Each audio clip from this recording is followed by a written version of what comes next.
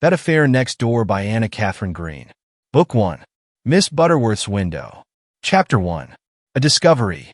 I am not an inquisitive woman, but when, in the middle of a certain warm night in September, I heard a carriage draw up at the adjoining house and stop, I could not resist the temptation of leaving my bed and taking a peep through the curtains of my window.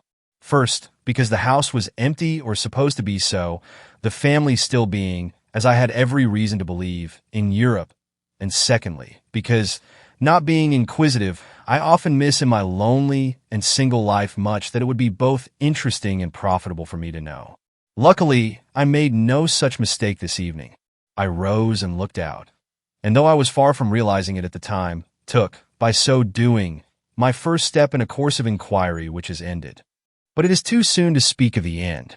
Rather let me tell you what I saw when I parted the curtains of my window in Gramercy Park on the night of September 17th, 1895. Not much at first glance. Only a common hack drawn up at the neighboring curbstone. The lamp, which is supposed to light our part of the block, is some rods away on the opposite side of the street, so that I obtain but a shadowy glimpse of a young man and woman standing below me on the pavement. I could see, however, that the woman, and not the man, was putting money into the driver's hand. The next moment they were on the stoop of this long-closed house, and the coach rolled off. It was dark, as I have said, and I did not recognize the young people. At least their figures were not familiar to me. But when, in another instant, I heard the click of a night key and saw them, after a rather tedious fumbling at the lock, disappear from the stoop, I took it for granted that the gentleman was Mr. Van Burnham's eldest son Franklin, and the lady some relative of the family. Though why this? Its most punctilious member should bring a guest at so late an hour into a house devoid of everything necessary to make the least exacting visitor comfortable, was a mystery that I retired to bed to meditate upon. I did not succeed in solving it, however, and after some 10 minutes had elapsed, I was settling myself again to sleep when I was re-aroused by a fresh sound from the quarter mentioned. The door I had so lately heard shut opened again, and though I had to rush for it, I succeeded in getting to my window in time to catch a glimpse of the departing figure of the young man hurrying away towards Broadway. The young woman was not with him, and as I realized that he had left her behind him in the great, empty house, without apparent light and certainly without any companion, I began to question if this was like Franklin Van Burnham. Was it not more in keeping with the recklessness of his more easy-natured and less reliable brother, Howard, who some 2 or 3 years back had married a young wife of no very satisfactory antecedents, and who, as I had heard, had been ostracized by the family in consequence? Whichever of the two it was, he had certainly shown but little consideration for his companion, and thus thinking, I fell off to sleep just as the clock struck the half-hour after midnight. Next morning, as soon as modesty would permit me to approach the window, I surveyed the neighboring house minutely. Not a blind was open, nor a shutter displaced. As I am an early riser, this did not disturb me at the time. But when after breakfast I looked again and still failed to detect any evidences of life in the great barren front beside me, I began to feel uneasy. But I did nothing till noon, when going into my rear garden and observing that the back windows of the Van Burnham house were as closely shuttered as the front, I became so anxious that I stopped the next policeman I saw going by, and telling him my suspicions, urged him to ring the bell. No answer followed the summons. "There is no one here," said he. "Ring again," I begged, and he rang again, but with no better result. "Don't you see that the house is shut up?" he grumbled.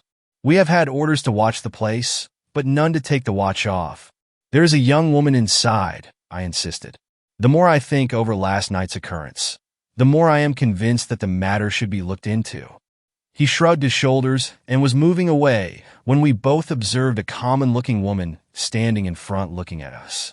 She had a bundle in her hand, and her face, unnaturally ruddy though it was, had a scared look which was all the more remarkable from the fact that it was one of those wooden-like countenances which under ordinary circumstances are capable of but little expression. She was not a stranger to me. That is, I had seen her before in or about the house in which we were at that moment so interested, and not stopping to put any curb on my excitement, I rushed down to the pavement and accosted her. "Who are you?" I asked. "Do you work for the Van Burnhams? And do you know who the lady was who came here last night?" The poor woman, either startled by my sudden address or by my manner, which may have been a little sharp, gave a quick bound backward, and was only deterred by the near presence of the policeman from attempting flight. As it was, she stood her ground, though the fiery flush, which made her face so noticeable, deepened till her cheeks and brow were scarlet. "I am the scrub woman," she protested. "I have come to open the windows and air the house," ignoring my last question. "Is the family coming home?" the policeman asked. "I don't know. I think so," was her weak reply. "Have you the keys?" I now demanded, seeing her fumbling in her pocket.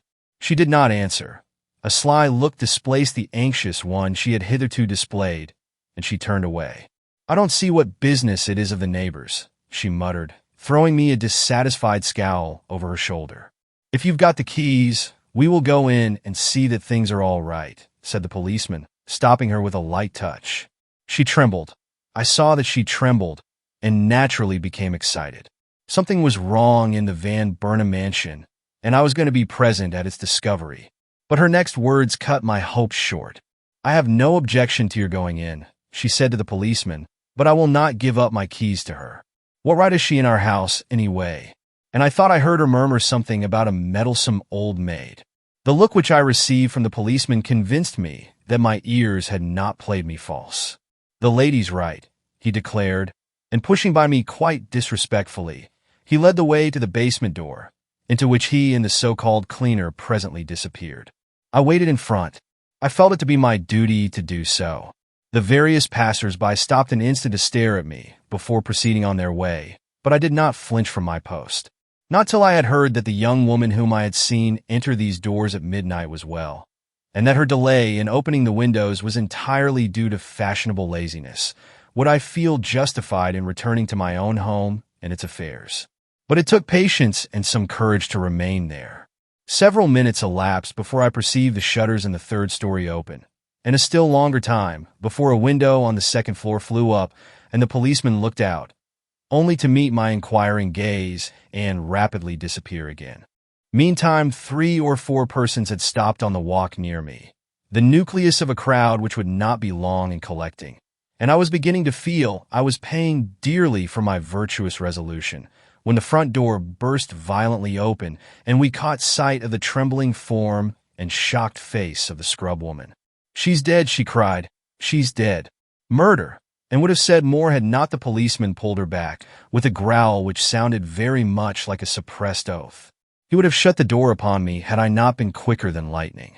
As it was, I got in before it slammed, and happily too, for just at that moment the house cleaner, who had grown paler every instant, fell in a heap in the entry, and the policeman, who was not the man I would want about me in any trouble, seemed somewhat embarrassed by this new emergency, and let me lift the poor thing up and drag her farther into the hall.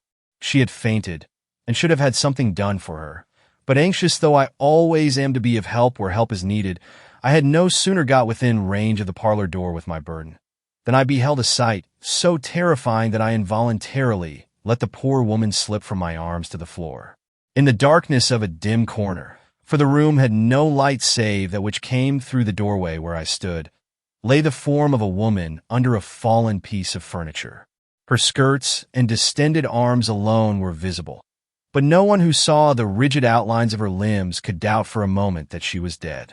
At a sight so dreadful, and in spite of all my apprehensions, so unexpected, I felt a sensation of sickness which in another moment might have ended in my fainting also, if I had not realized that it would never do for me to lose my wits in the presence of a man who had none too many of his own.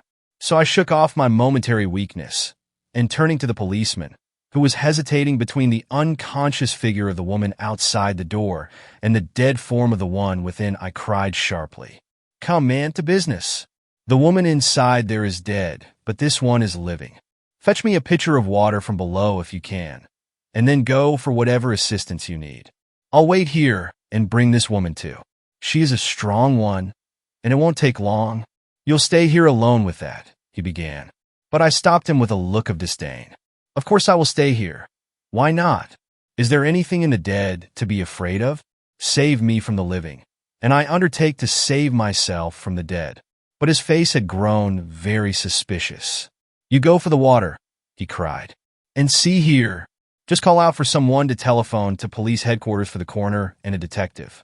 I don't quit this room till one or the other of them comes, smiling at a caution so very ill-timed, but abiding by my invariable rule of never arguing with a man unless I see some way of getting the better of him. I did what he bade me, though I hated dreadfully to leave the spot and its woeful mystery, even for so short a time as was required. "Run up to the second story," he called out as I passed by the prostrate figure of the cleaner. "Tell them what you want from the window, or we will have the whole street in here." So I ran upstairs.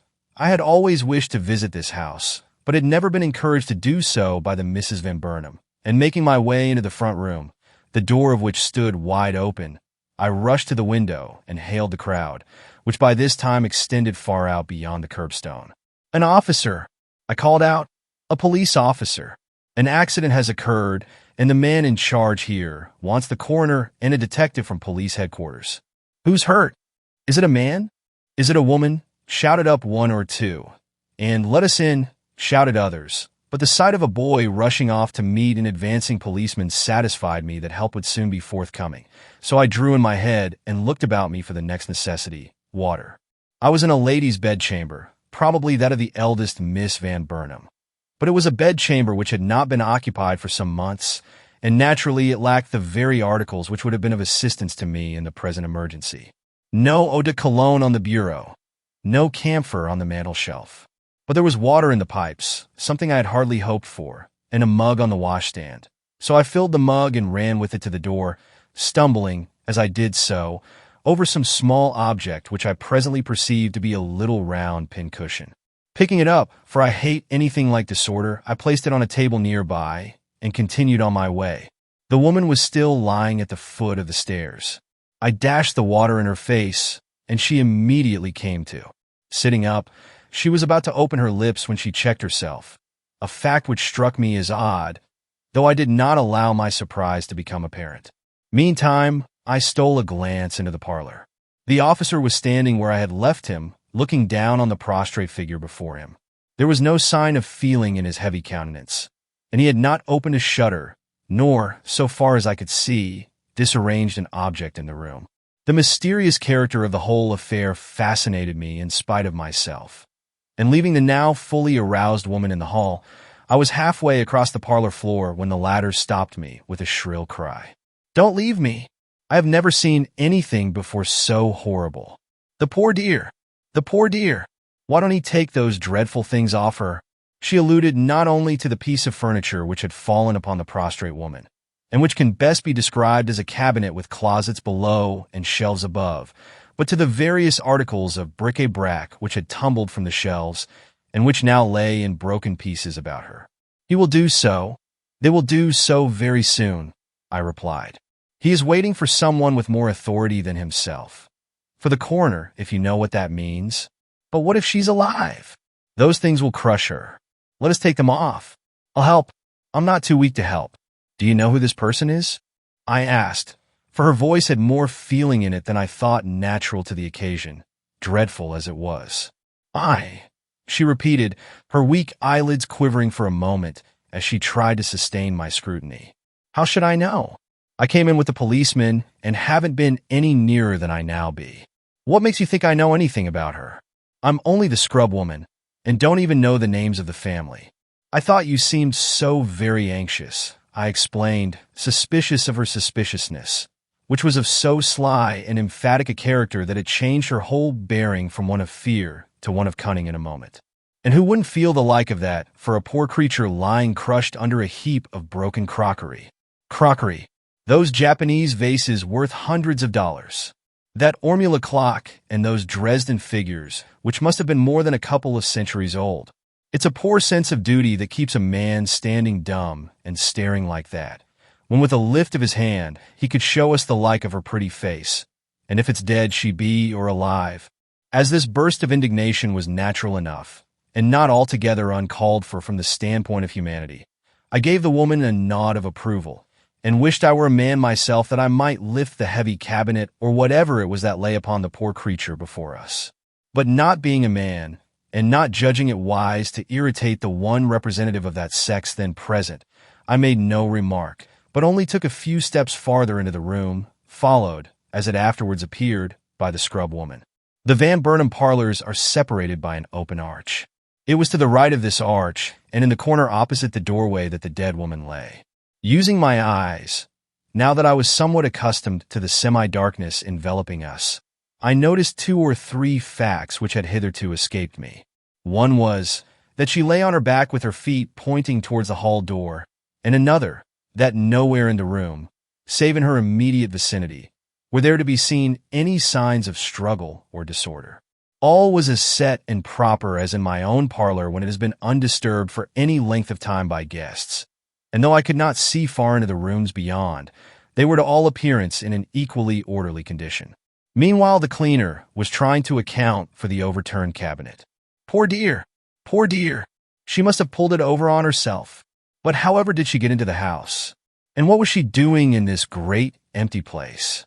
The policeman, to whom these remarks had evidently been addressed, growled out some unintelligible reply, and in her perplexity the woman turned towards me. But what could I say to her? I had my own private knowledge of the matter, but she was not one to confide in, so I stoically shook my head. Doubly disappointed, the poor thing shrank back, after looking first at the policeman and then at me in an odd, appealing way difficult to understand. Then her eyes fell again on the dead girl at her feet, and being nearer now than before, she evidently saw something that startled her, for she sank on her knees with a little cry and began examining the girl's skirts.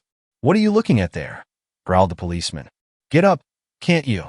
No one but the coroner has right to lay hand on anything here." "I'm doing no harm," the woman protested in an odd, shaking voice. "I only wanted to see what the poor thing had on." "Some blue stuff, isn't it?" she asked me. "Blue serge," I answered. "Store-made, but very good.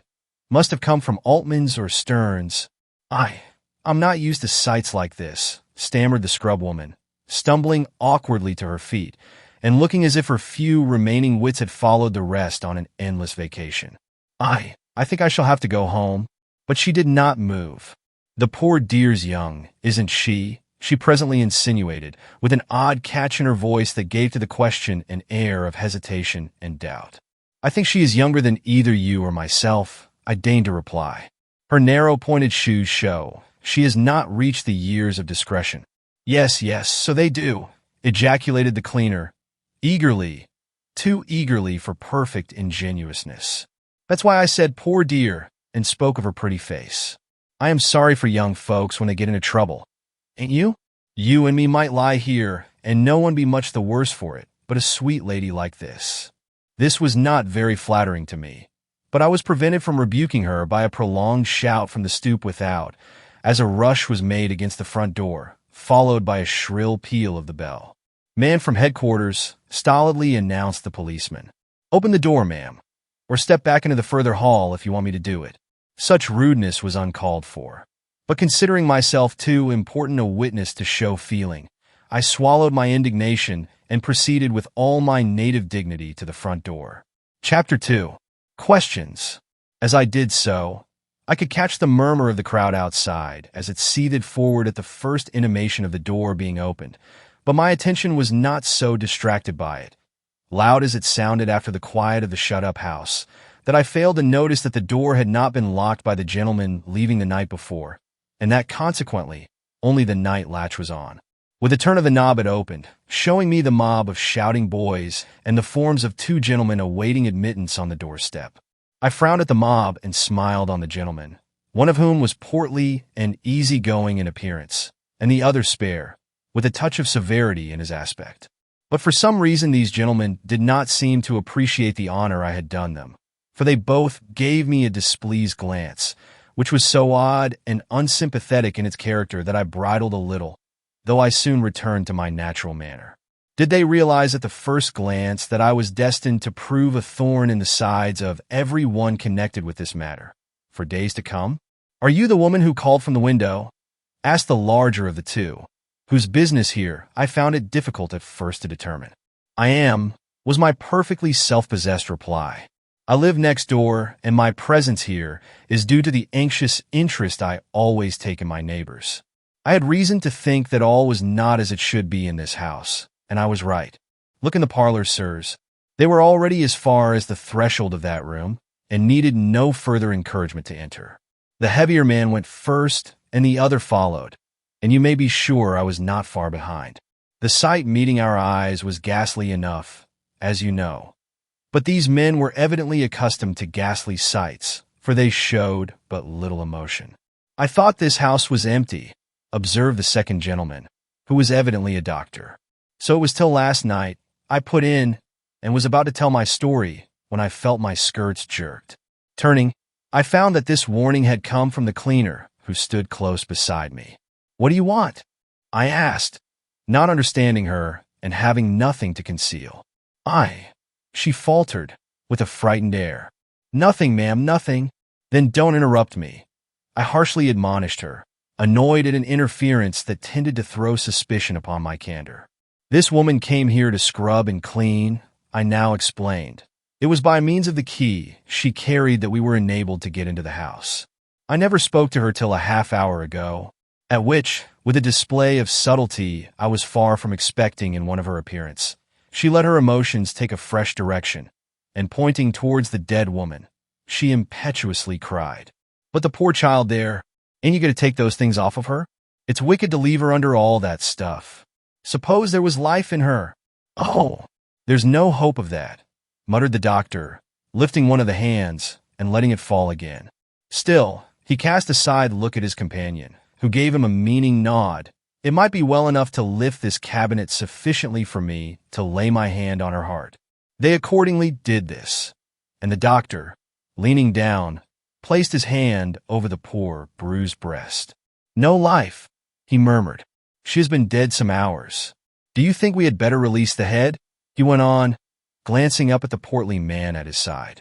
But the latter, who was rapidly growing serious, made a slight protest with his finger, and turning to me, inquired with sudden authority, "What did you mean when you said that the house had been empty till last night?"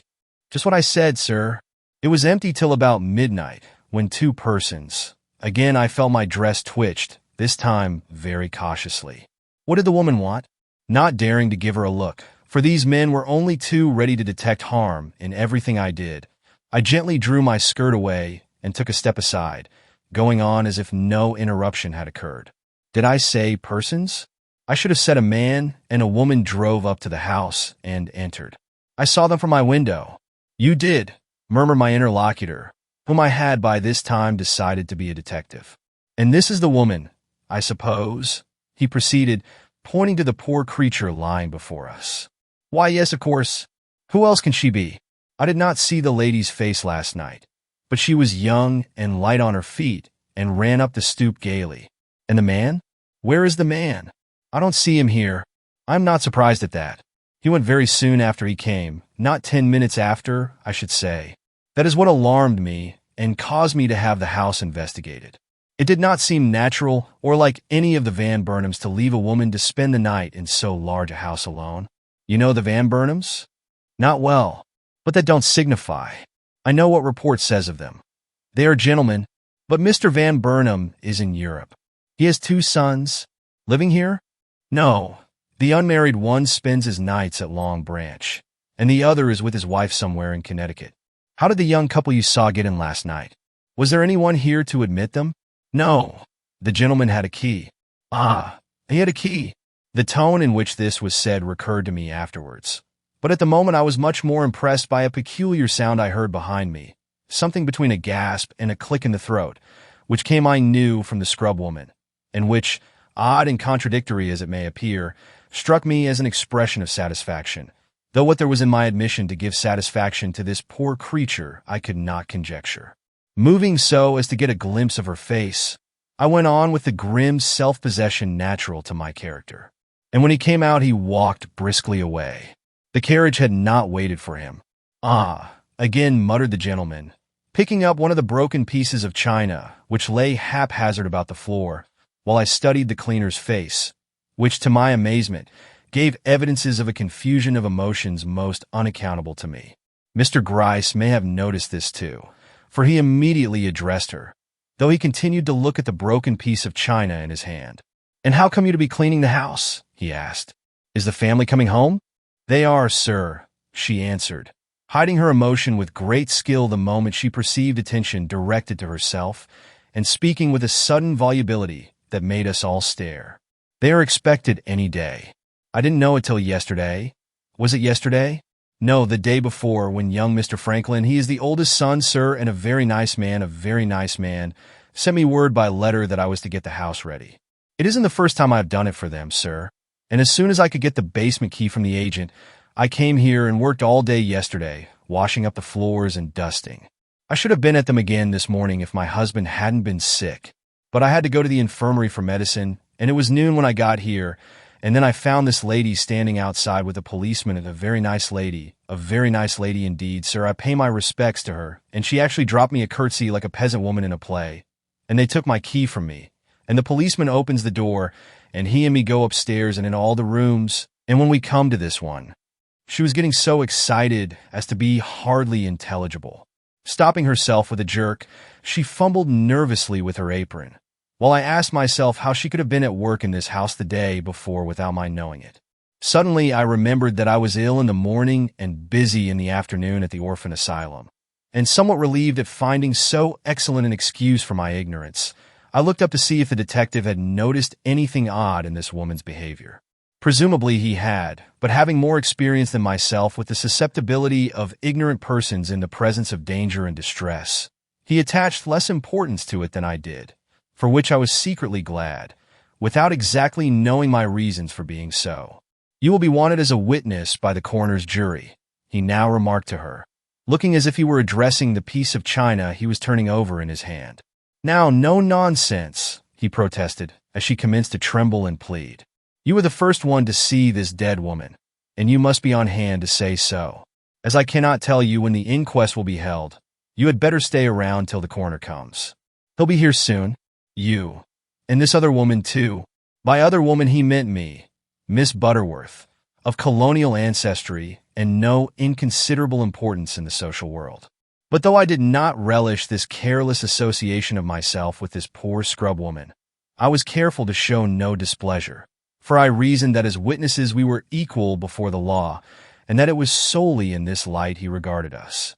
There was something in the manner of both these gentlemen which convinced me that while my presence was considered desirable in the house, it was not especially wanted in the room. I was therefore moving reluctantly away when I felt a slight but peremptory touch on the arm, and turning, saw the detective at my side, still studying his piece of china. He was, as I have said, of portly build and benevolent aspect, a fatherly-looking man, and not at all the person one would be likely to associate with the police. Yet he could take the lead very naturally, and when he spoke, I felt bound to answer him. "Will you be so good, madam, as to relate over again what you saw from your window last night? I am likely to have charge of this matter, and would be pleased to hear all you may have to say concerning it. My name is Butterworth," I politely intimated, "and my name is Grice." "A detective?" "The same." "You must think this matter very serious," I ventured. "Death by violence is always serious. You must regard this death as something more than an accident. I mean," his smile seemed to say, "you will not know today how I regard it." "And you will not know today what I think of it either," was my inward rejoinder, but I said nothing aloud, for the man was 75 if he was a day, and I have been taught respect for age, and have practiced the same for 50 years and more.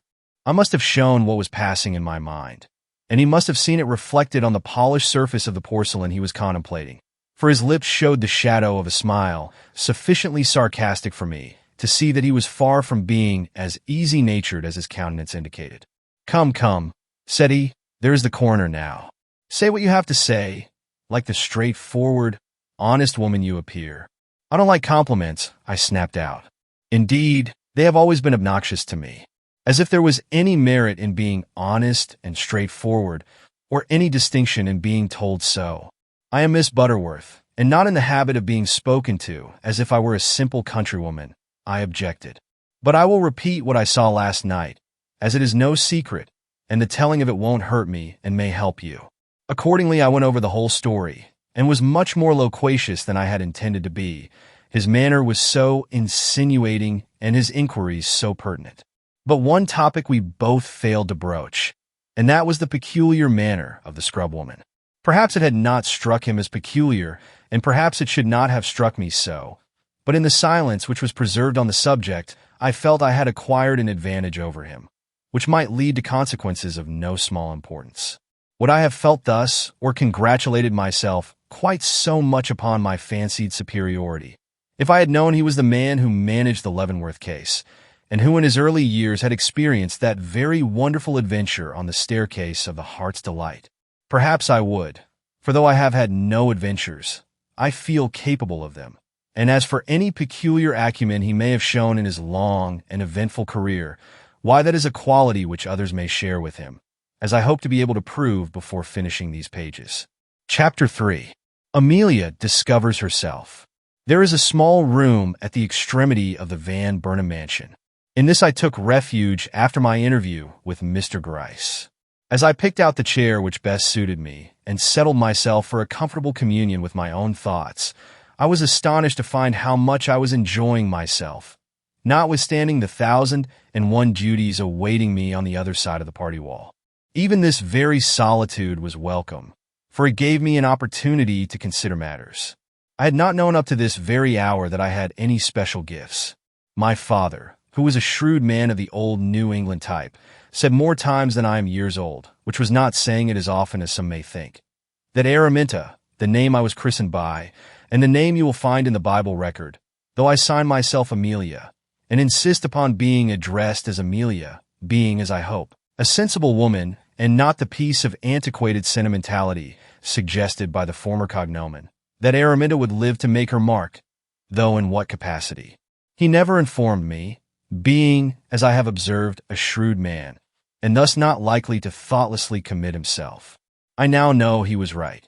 My pretensions dating from the moment I found that this affair, at first glance so simple, and at the next so complicated, had aroused in me a fever of investigation which no reasoning could allay.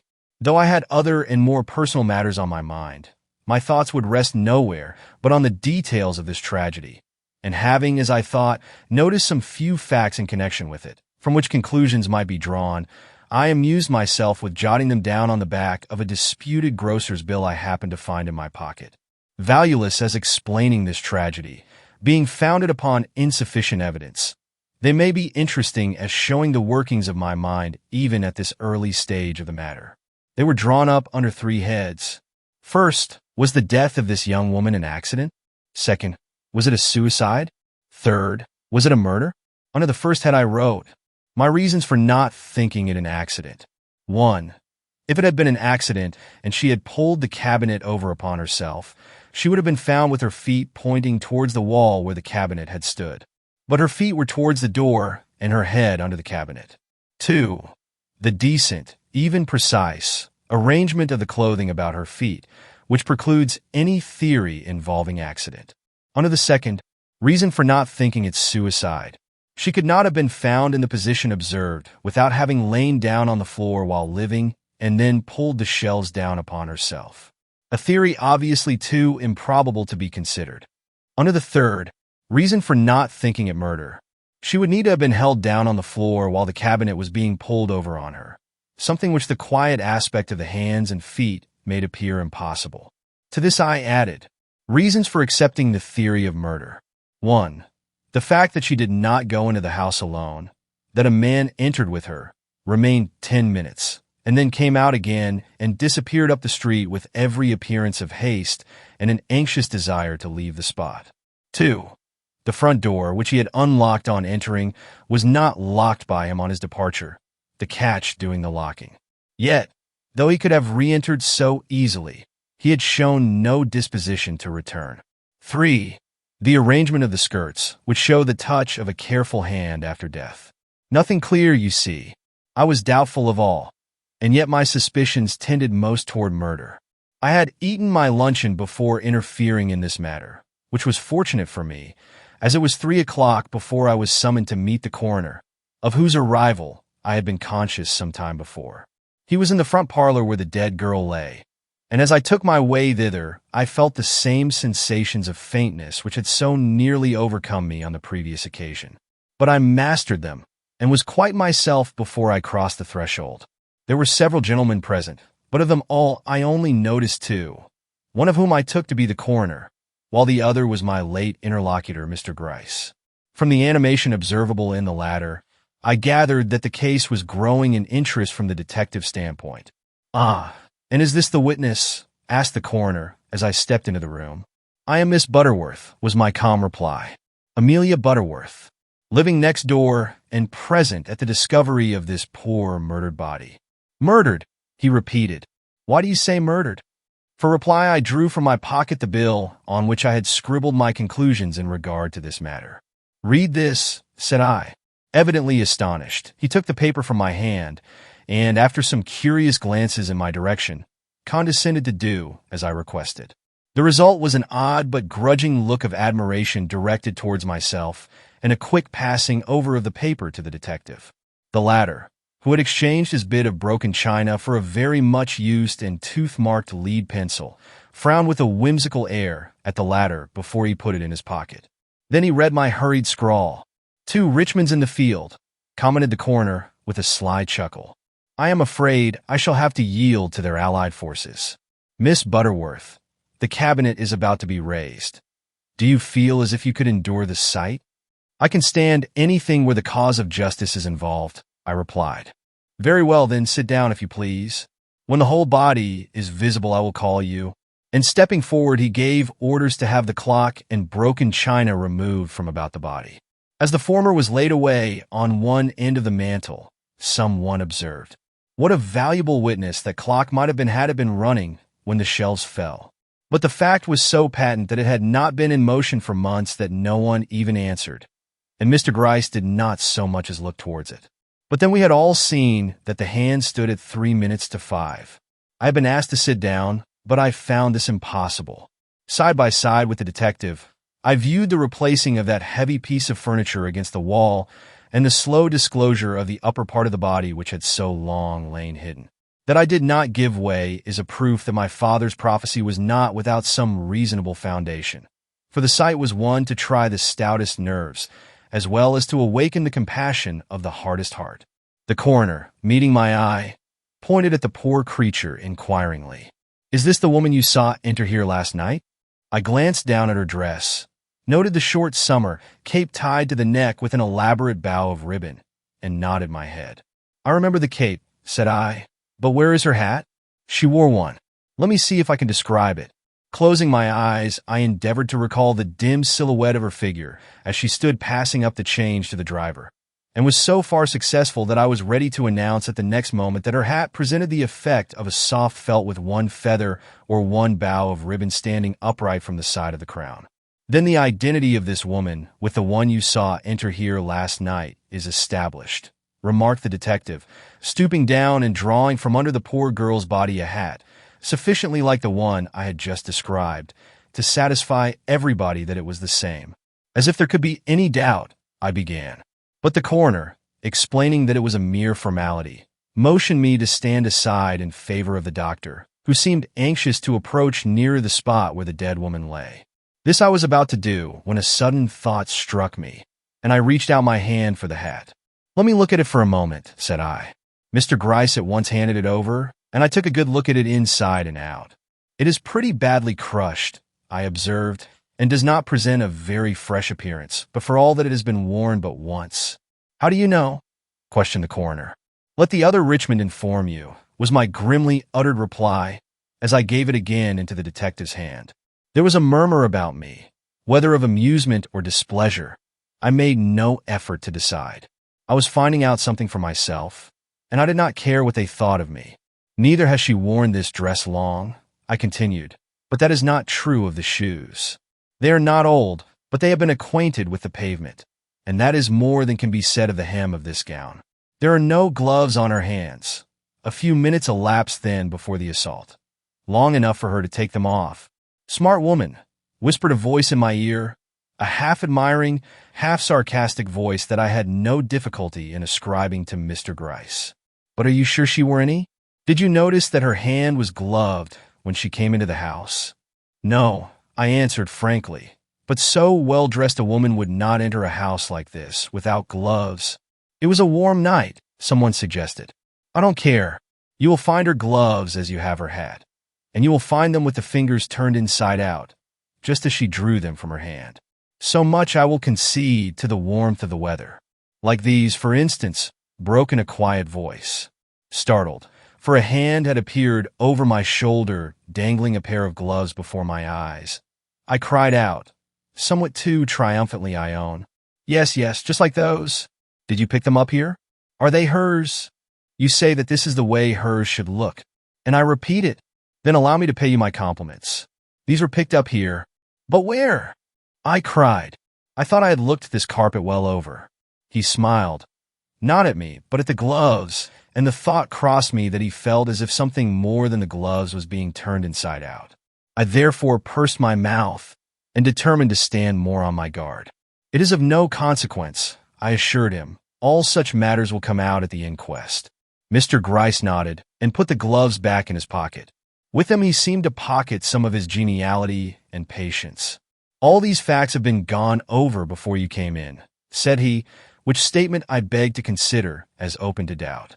The doctor, who had hardly moved a muscle during all this colloquy, now rose from his kneeling position beside the girl's head.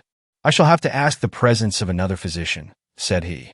Will you send for one from your office, Coroner Doyle?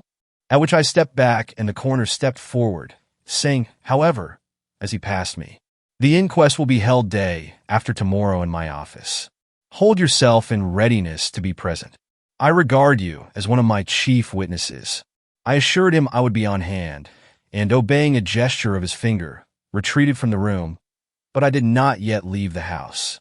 A straight, slim man with a very small head but a very bright eye was leaning on the newel post in the front hall, and when he saw me, started up so alertly I perceived that he had business with me, and so waited for him to speak. You are Miss Butterworth? He inquired.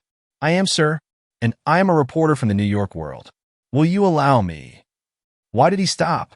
I had merely looked at him, but he did stop, and that is saying considerable for a reporter from the New York World. I certainly am willing to tell you what I have told everyone else. I interposed, considering it better not to make an enemy of so judicious a young man. And seeing him brighten up at this, I thereupon related all I considered desirable for the general public to know. I was about passing on, when, reflecting that one good turn deserves another, I paused and asked him if he thought they would leave the dead girl in that house all night. He answered that he did not think they would, that a telegram had been sent some time before to young Mr. Van Burnham, and that they were only awaiting his arrival to remove her. Do you mean Howard? I asked. Is he the elder one? No, it is the elder one they have summoned, the one who has been staying at Long Branch. How can they expect him then so soon? Because he is in the city. It seems the old gentleman is going to return on the New York, and as she is due here today, Franklin Van Burnham has come to New York to meet him. Humph, thought I, lively times are in prospect, and for the first time I remembered my dinner and the orders which had not been given about some curtains which were to have been hung that day, and all the other reasons I had for being at home. I must have shown my feelings, much as I pride myself upon my impassibility upon all occasions, for he immediately held out his arm, with an offer to pilot me through the crowd to my own house, and I was about to accept it when the doorbell rang so sharply that we involuntarily stopped.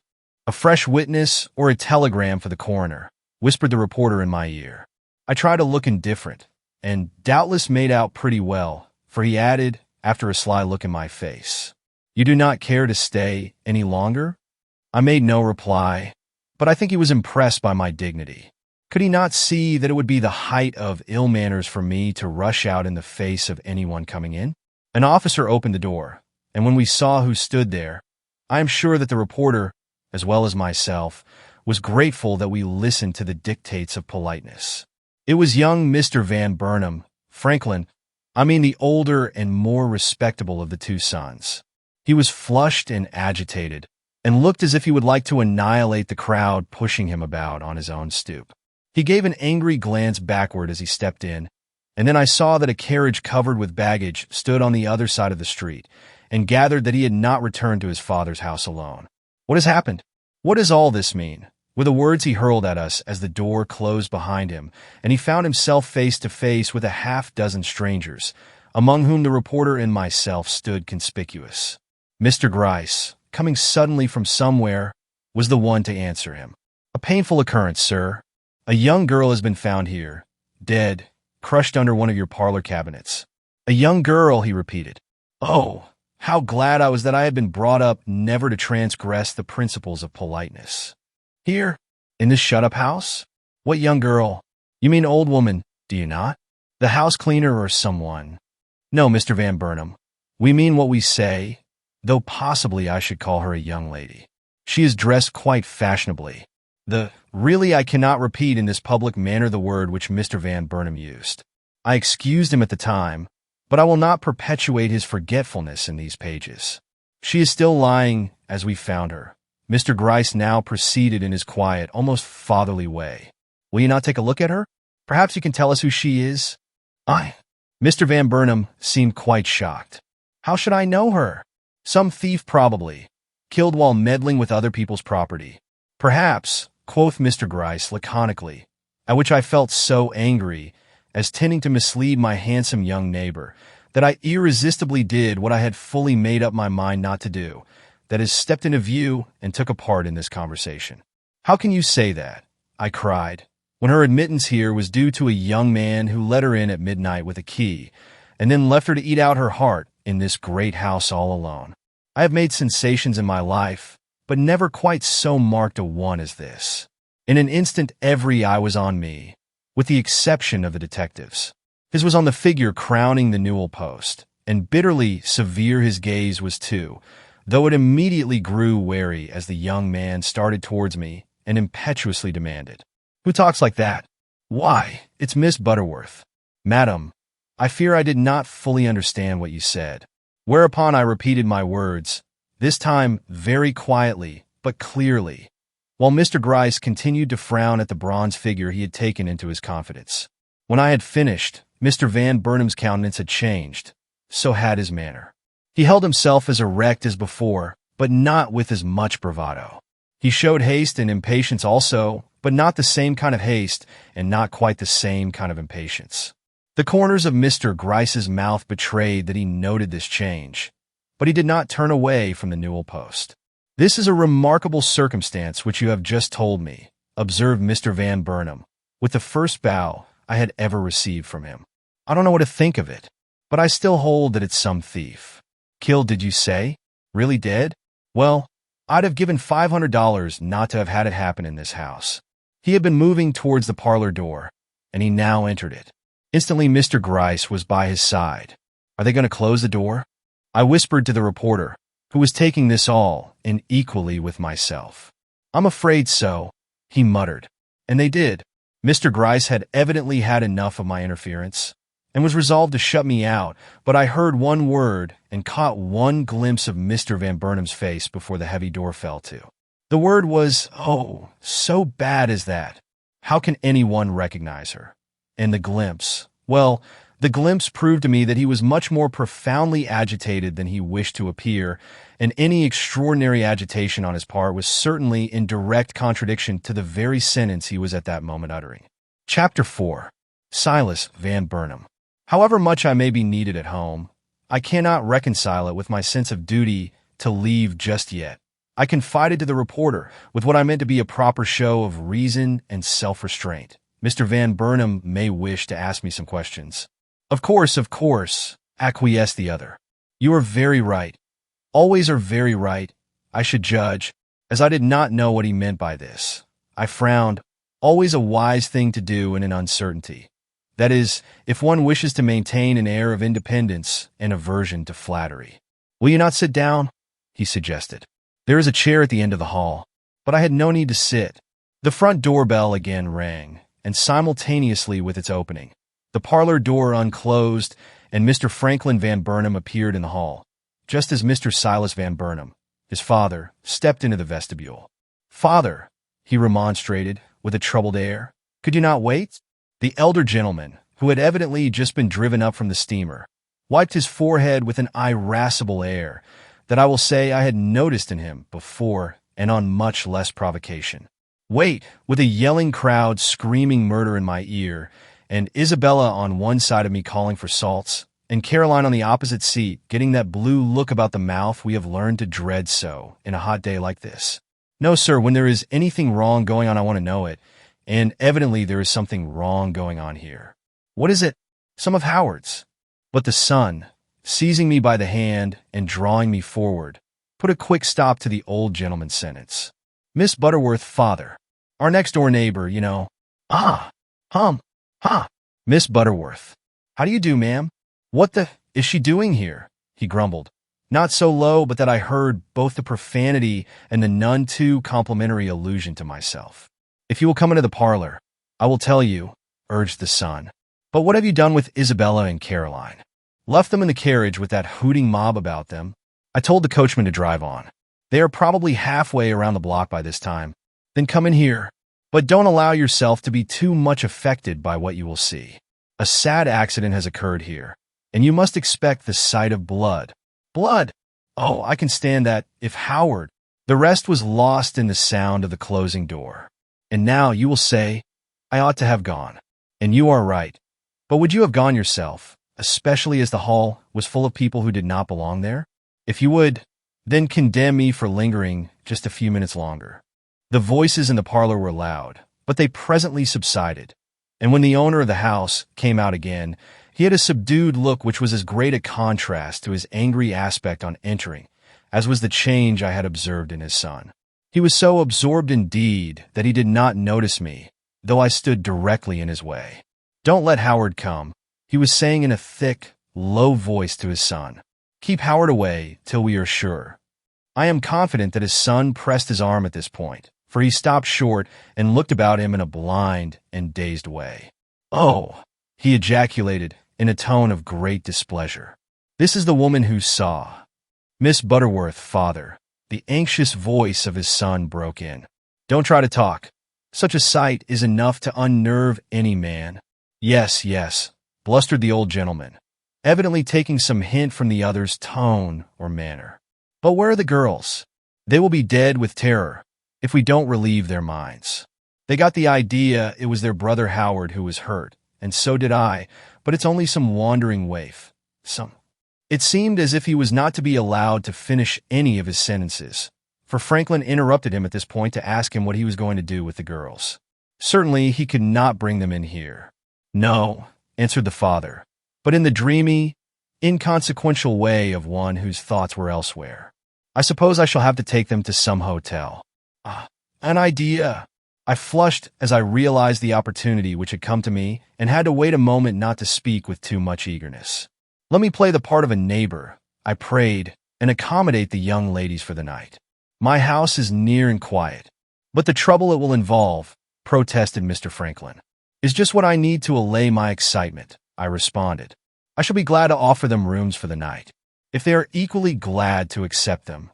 They must be, the old gentleman declared. I can't go running round with them hunting up rooms tonight. Miss Butterworth is very good. Go find the girls, Franklin. Let me have them off my mind at least. The young man bowed. I bowed and was slipping at last from my place by the stairs when, for the third time, I felt my dress twitched. Are you going to keep to that story? A voice whispered in my ear. About the young man and woman coming in the night, you know? Keep to it. I whispered back, recognizing the scrub woman, who had sidled up to me from some unknown quarter in the semi-darkness. Why, it's true. Why shouldn't I keep to it? A chuckle, difficult to describe but full of meaning, shook the arm of the woman as she pressed close to my side. Oh, you are a good one, she said. I didn't know they made 'em so good. And with another chuckle full of satisfaction and an odd sort of admiration I had certainly not earned, she slid away again into the darkness. Certainly, there was something in this woman's attitude towards this affair which merited attention. Chapter 5. This is no one I know. I welcomed the Mrs. Van Burnham with just enough goodwill to show that I had not been influenced by any unworthy motives in asking them to my house. I gave them my guest chamber, but I invited them to sit in my front room as long as there was anything interesting going on in the street. I knew they would like to look out, and as this chamber boasts of a bay with 2 windows, we could all be accommodated. From where I sat, I could now and then hear what they said, and I considered this but just for if the young woman who had suffered so untimely an end was in any way connected with them, it was certainly best that the fact should not lie concealed. And one of them, that is Isabella, is such a chatterbox. Mr. Van Burnham and his son had returned next door, and so far as we could observe from our vantage point, preparations were being made for the body's removal. As the crowd below, driven away by the policeman 1 minute, only to collect again in another, swayed and grumbled in a continual expectation that was as continually disappointed, I heard Caroline's voice rise in 2 or 3 short sentences. "They can't find Howard, or he would have been here before now. Did you see her that time when we were coming out of Clark's?" Fanny Preston did, and said she was pretty. "No, I didn't get a glimpse." A shout from the street below. "I can't believe it," were the next words I heard, "but Franklin is awfully afraid." "Hush!" Or the ogress. I am sure I heard her say ogress. But what followed was drowned in another loud murmur, and I caught nothing further till these sentences were uttered by the trembling and overexcited Caroline. "If it is she, Pa will never be the same man again. To have her die in our house. Oh, there's Howard now." The interruption came quick and sharp, and it was followed by a double cry and an anxious rustle, as the 2 girls sprang to their feet in their anxiety to attract their brother's attention or possibly to convey him some warning. But I did not give much heed to them. My eyes were on the carriage in which Howard had arrived, and which, owing to the ambulance in front, had stopped on the other side of the way. I was anxious to see him descend, that I might judge if his figure recalled that of the man I had seen cross the pavement the night before. But he did not descend. Just as his hand was on the carriage door, a half-dozen men appeared on the adjoining stoop, carrying a burden, which they hastened to deposit in the ambulance. He sank back when he saw it, and when his face became visible again, it was so white it seemed to be the only face in the street, though 50 people stood about staring at the house, at the ambulance, and at him. Franklin Van Burnham had evidently come to the door with the rest, for Howard no sooner showed his face the second time than we saw the former dash down the steps and try to part the crowd in a vain attempt to reach his brother's side.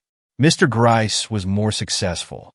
He had no difficulty in winning his way across the street, and presently I perceived him standing near the carriage exchanging a few words with its occupant. A moment later he drew back and, addressing the driver, jumped into the carriage with Howard and was speedily driven off. The ambulance followed and some of the crowd, and as soon as a hack could be obtained, Mr. Van Burnham and his son took the same road, leaving us 3 women in a state of suspense, which, as far as one of us was concerned, ended in a nervous attack that was not unlike heart failure. I allude, of course, to Caroline, and it took Isabella and myself a good half-hour to bring her back to a normal condition. And when this was done, Isabella thought it incumbent upon her to go off into hysterics, which, being but a weak simulation of the other state, I met with severity and cured with a frown. When both were in trim again, I allowed myself one remark. "One would think," said I, "that you knew the young woman who has fallen victim to her folly next door." At which Isabella violently shook her head, and Caroline observed, "It is the excitement which has been too much for me. I am never strong, and this is such a dreadful home welcoming. When will Father and Franklin come back?" It was very unkind of them to go off without one word of encouragement. They probably did not consider the fate of this unknown woman a matter of any importance to you. The Van Burnham girls were unlike in appearance and character, but they showed an equal embarrassment at this, casting down their eyes and behaving so strangely that I was driven to wonder, without any show of hysterics I am happy to say, what would be the upshot of this matter, and how far I would become involved in it before the truth came to light. At dinner they displayed what I should call their best society manner. Seeing this, I assumed my society manner also. It is formed on a different pattern from theirs, but is fully as impressive, I judge. A most formal meal was the result. My best china was in use, but I had added nothing to my usual course of viands. Indeed, I had abstracted something. An entree, upon which my cook prides herself, was omitted. Was I going to allow these proud young misses to think I had exerted myself to please them? No, rather would I have them consider me niggardly and an enemy to good living. So the entree was, as the French say, suppressed. In the evening their father came in. He was looking very dejected, and half his bluster was gone. He held a telegram crushed in his hand, and he talked very rapidly. But he confided none of his secrets to me, and I was obliged to say good night to these young ladies without knowing much more about the matter engrossing us than when I left their house in the afternoon. But others were not as ignorant as myself. A dramatic and highly exciting scene had taken place that evening at the undertaker's, to which the unknown's body had been removed, and as I have more than once heard it minutely described, I will endeavor to transcribe it here with all the impartiality of an outsider. When Mr. Gryce entered the carriage in which Howard sat, he noted first that the young man was frightened, and secondly, that he made no effort to hide it. He had heard almost nothing from the detective. He knew that there had been a hue and cry for him ever since noon, and that he was wanted to identify a young woman who had been found dead in his father's house. But beyond these facts he had been told little, and yet he seemed to have no curiosity, nor did he venture to express any surprise. He merely accepted the situation and was troubled by it, showing no inclination to talk till very near the end of his destination, when he suddenly pulled himself together and ventured this question. How did she, the young woman as you call her, kill herself? The detective, who in his long career among criminals and suspected persons had seen many men and encountered many conditions, roused at this query with much of his old spirit.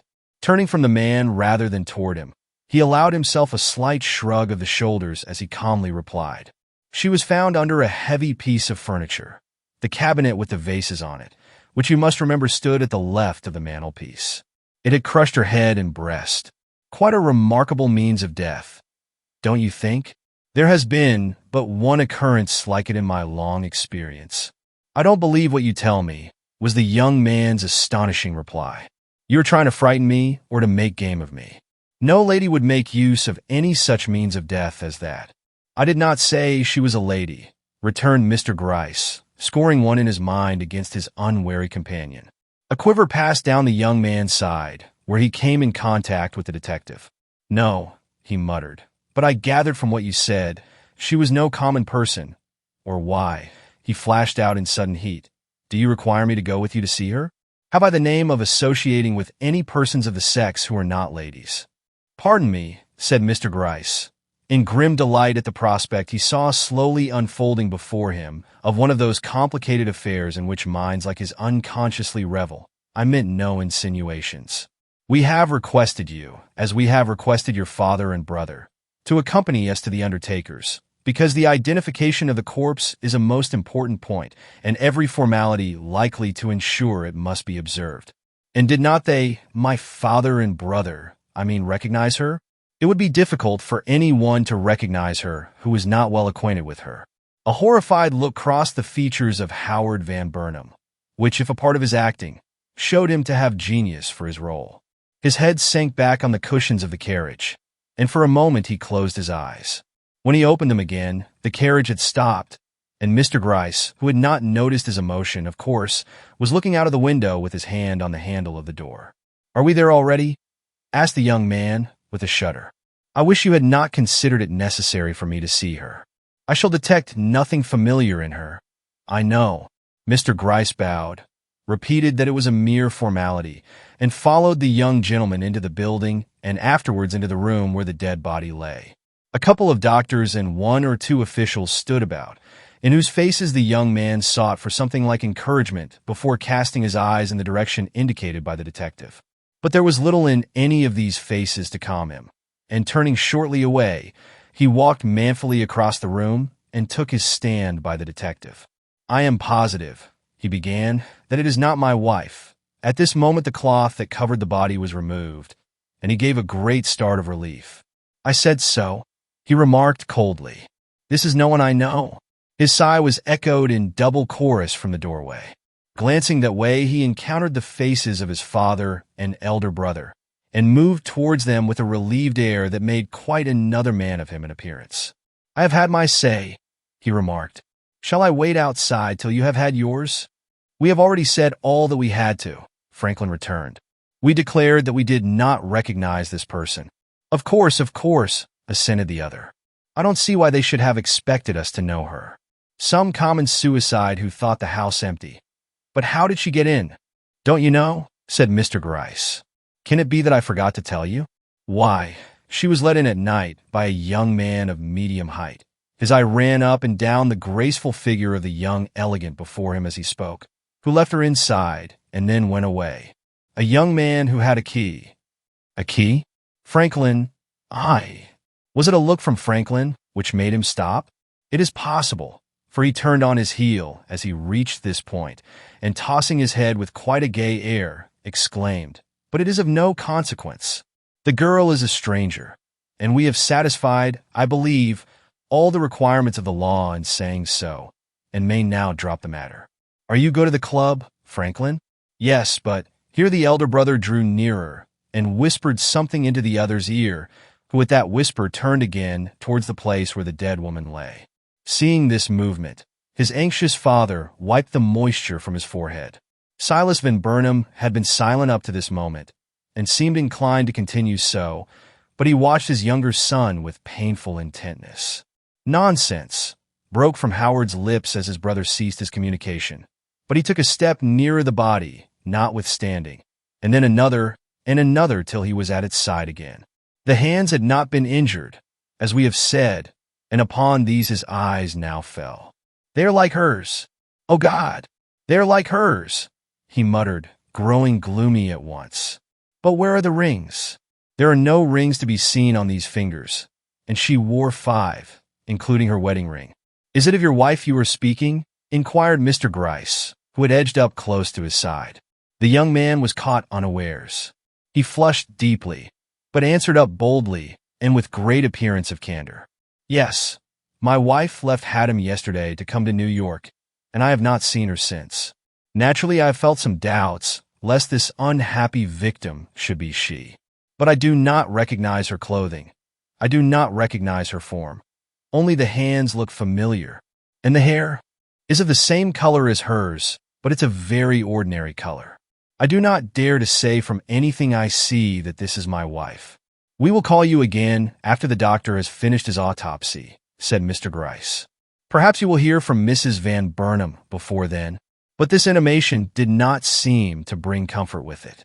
Mr. Van Burnham walked away, white and sick, for which display of emotion there was certainly some cause, and rejoining his father, tried to carry off the moment with the aplomb of a man of the world. But that father's eye was fixed too steadily upon him. He faltered as he sat down, and finally spoke up with feverish energy. "If it is she, so help me God, her death is a mystery to me. We have quarreled more than once lately, and I have sometimes lost my patience with her, but she had no reason to wish for death, and I am ready to swear in defiance of those hands, which are certainly like hers, and the nameless something which Franklin calls a likeness, that it is a stranger who lies there, and that her death in our house is a coincidence." "Well, well, we will wait," was the detective's soothing reply. "Sit down in the room opposite there, and give me your orders for supper, and I will see that a good meal is served you." The three gentlemen, seeing no way of refusing, followed the discreet official who preceded them, and the door of the doctor's room closed upon him and the inquiries he was about to make. Chapter 6. New Facts. Mr. Van Burnham and his sons had gone through the formality of a supper and were conversing in the haphazard way natural to men filled with a subject they dare not discuss, when the door opened and Mr. Gryce came in. Advancing very calmly, he addressed himself to the father. "I am sorry," said he, "to be obliged to inform you that this affair is much more serious than we anticipated. This young woman was dead before the shelves laden with bric-a-brac fell upon her. It is a case of murder. Obviously so, or I should not presume to forestall the coroner's jury in their verdict. Murder! It is a word to shake the stoutest heart." The older gentleman reeled as he half rose, and Franklin, his son, betrayed in his own way an almost equal amount of emotion. But Howard, shrugging his shoulders as if relieved of an immense weight, looked about with a cheerful air and briskly cried, "Then it is not the body of my wife you have there. No one would murder Louise. I shall go away and prove the truth of my words by hunting her up at once." The detective opened the door, beckoned in the doctor, who whispered 2 or 3 words into Howard's ear. They failed to awake the emotion he evidently expected. Howard looked surprised, but answered without any change of voice. Yes, Louise had such a scar. And if it is true that this woman is similarly marked, then it is a mere coincidence. Nothing will convince me that my wife has been the victim of murder. Had you not better take a look at the scar just mentioned? No. I am so sure of what I say that I will not even consider the possibility of my being mistaken. I have examined the clothing on this body you have shown me, and not one article of it came from my wife's wardrobe. Nor would my wife go, as you have informed me this woman did, into a dark house at night with any other man than her husband, and so you absolutely refuse to acknowledge her. Most certainly.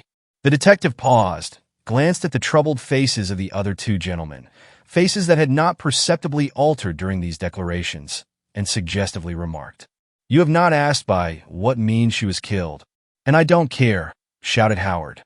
"It was by very peculiar means, also new in my experience." "It does not interest me," the other retorted. Mr. Gryce turned to his father and brother. "Does it interest you?" he asked. The old gentleman, ordinarily so testy and so peremptory, silently nodded his head, while Franklin cried, "Speak up quick. You detectives hesitate so over the disagreeables. Was she throttled or stabbed with a knife? I have said the means were peculiar. She was stabbed, but not with a knife." I know Mr. Gryce well enough now to be sure that he did not glance towards Howard while saying this, and yet at the same time that he did not miss the quiver of a muscle on his part or the motion of an eyelash. But Howard's assumed sang-froid remained undisturbed and his countenance imperturbable. "The wound was so small," the detective went on, "that it is a miracle it did not escape notice. It was made by the thrust of some very slender instrument through the heart," put in Franklin. Of course," assented the detective. "What other spot is vulnerable enough to cause deaths?" "Is there any reason why we should not go?" demanded Howard, ignoring the extreme interest manifested by the other two, with a determination that showed great doggedness of character. The detective ignored him. A quick stroke, a sure stroke, a fatal stroke. The girl never breathed after. But what of those things under which she lay crushed? Ah, in them lies the mystery. Her assailant must have been as subtle as he was sure, and still Howard showed no interest. "I wish to telegraph to Haddam," he declared, as no one answered the last remark. Haddam was the place where he and his wife had been spending the summer. "We have already telegraphed there," observed Mr. Gryce. "Your wife has not yet returned." "There are other places," defiantly insisted the other. "I can find her if you give me the opportunity." Mr. Gryce bowed. "I am to give orders, then, for this body to be removed to the morgue." It was an unexpected suggestion, and for an instant Howard showed that he had feelings with the best. But he quickly recovered himself, and avoiding the anxious glances of his father and brother, answered with offensive lightness, "I have nothing to do with that. You must do as you think proper." And Mr. Gryce felt that he had received a check, and did not know whether to admire the young man for his nerve or to execrate him for his brutality. That the woman whom he had thus carelessly dismissed to the ignominy of the public gaze was his wife, the detective did not doubt. Chapter 7. Mr. Gryce discovers Miss Amelia. To return to my own observations, I was almost as ignorant of what I wanted to know at 10 o'clock on that memorable night as I was at 5, but I was determined not to remain so. When the two Misses Van Burnham had retired to their room, I slipped away to the neighboring house and boldly rang the bell. I had observed Mr. Gryce enter it a few minutes before, and I was resolved to have some talk with him. The hall lamp was lit, and we could discern each other's faces as he opened the door. Mine may have been a study, but I am sure his was. He had not expected to be confronted by an elderly lady at that hour of night. "Well," he dryly ejaculated, "I am sensible of the honor, Miss Butterworth." But he did not ask me in.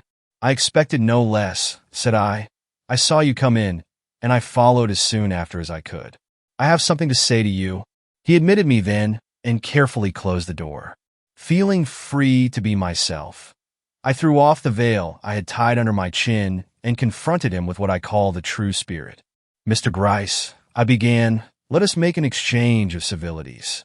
Tell me what you have done with Howard Van Burnham, and I will tell you what I have observed in the course of this afternoon's investigation. This aged detective is used to women, I have no doubt, but he is not used to me. I saw it by the way he turned over and over the spectacles he held in his hand. I made an effort to help him out. I have noted something today, which I think has escaped you. It is so slight a clue that most women would not speak of it. But being interested in the case, I will mention it, if in return you will acquaint me with what will appear in the papers tomorrow. You seem to like it. He peered through his glasses and at them with the smile of a discoverer. I am your very humble servant, he declared, and I felt as if my father's daughter had received her first recognition. But he did not overwhelm me with confidences. Oh no, he is very sly, this old and well-seasoned detective, and while appearing to be very communicative, really parted with but little information. He said enough, however, for me to gather that matters looked grim for Howard. And if this was so, it must have become apparent that the death they were investigating was neither an accident nor a suicide.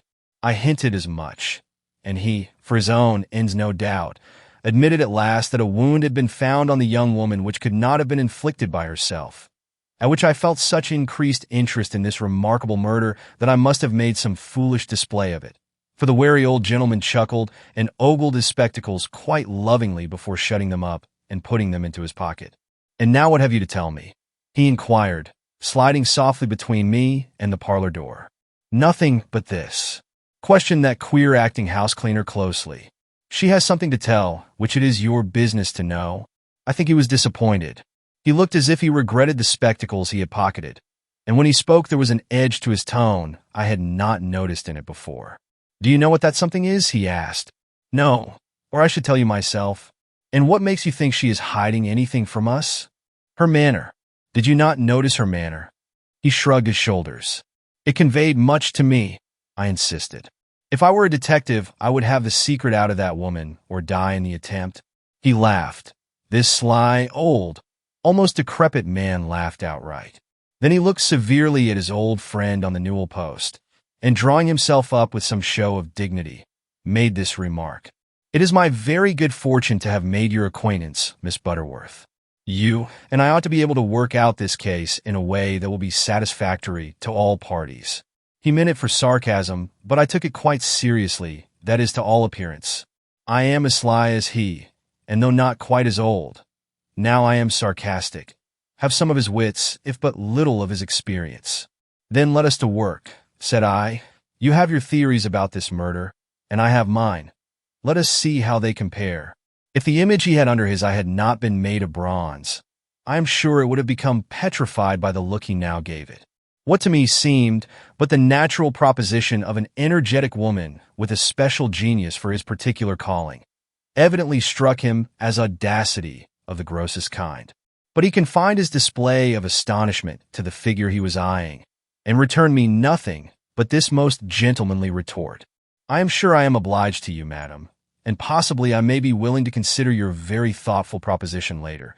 But now I am busy, very busy, and if you will await my presence in your house for a half-hour—" "Why not let me wait here?" I interposed. "The atmosphere of the place may sharpen my faculties. I already feel that another sharp look into that parlor would lead to the forming of some valuable theory."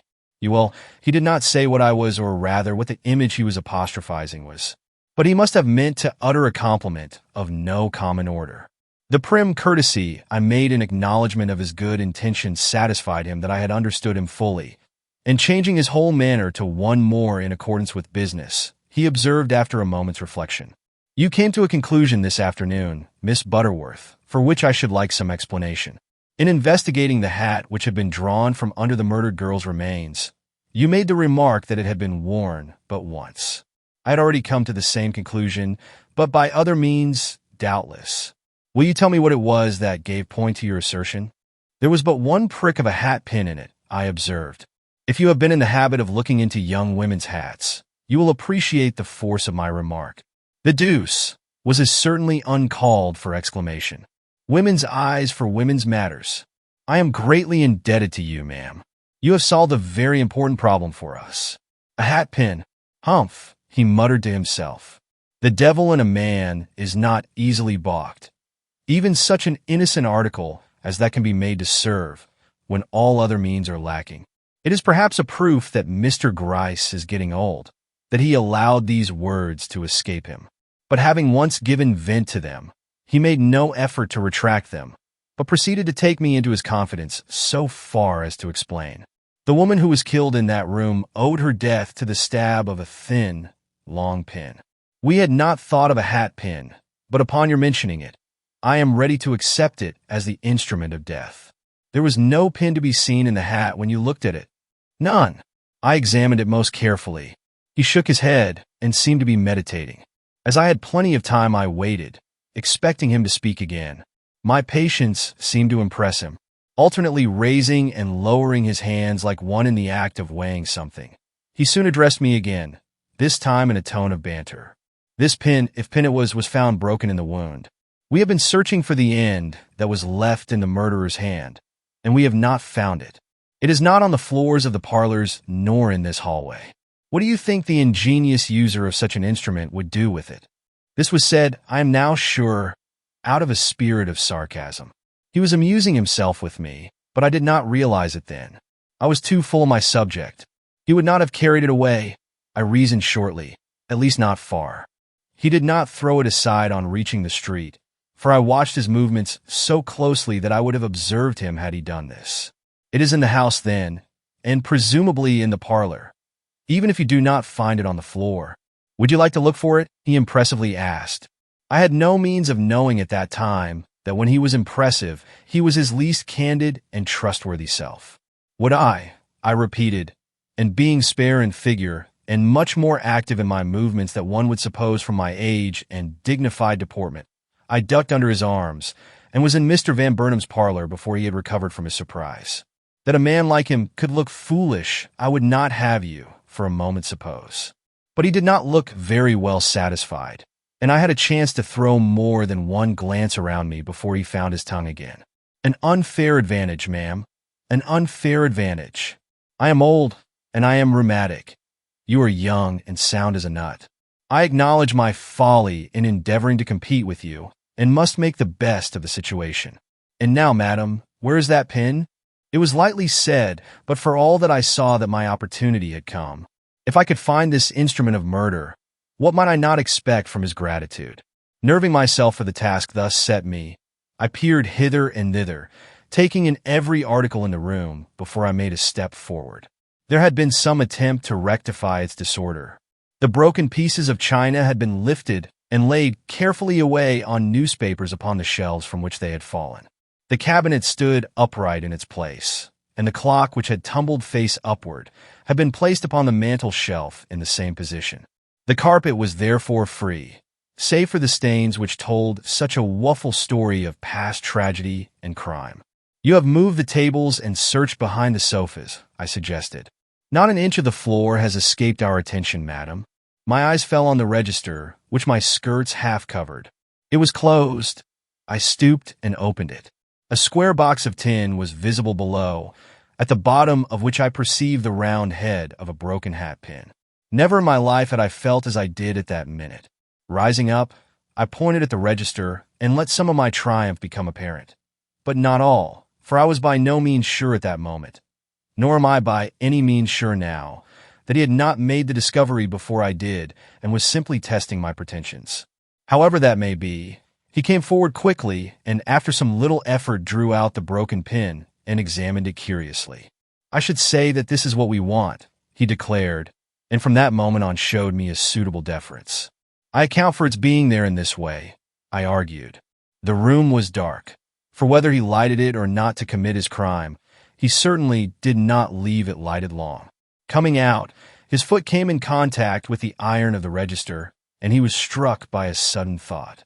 He had not dared to leave the head of the pin lying on the floor, for he hoped that he had covered up his crime by pulling the heavy cabinet over upon his victim.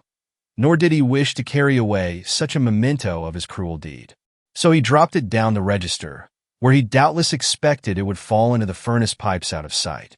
But the tin box retained it. Is not that plausible, sir? I could not have reasoned better myself, madam. We shall have you on the force yet. But at the familiarity shown by this suggestion, I bridled angrily. I am Miss Butterworth, was my sharp retort, and any interest I may take in this matter is due to my sense of justice. Seeing that he had offended me, the astute detective turned the conversation back to business. By the way, said he, Your woman's knowledge can help me out at another point. If you are not afraid to remain in this room alone for a moment, I will bring an article in regard to which I should like your opinion." I assured him I was not in the least bit afraid, at which he made me another of his anomalous bows and passed into the adjoining parlor. He did not stop there. Opening the sliding doors communicating with the dining room beyond, he disappeared in the latter room, shutting the doors behind him. Being now alone for a moment on the scene of crime, I crossed over to the mantel shelf and lifted the clock that lay there. Why I did this I scarcely know. I am naturally very orderly. Some people call me precise, and it probably fretted me to see so valuable an object out of its natural position. However, I lifted it up and set it upright, when to my amazement it began to tick.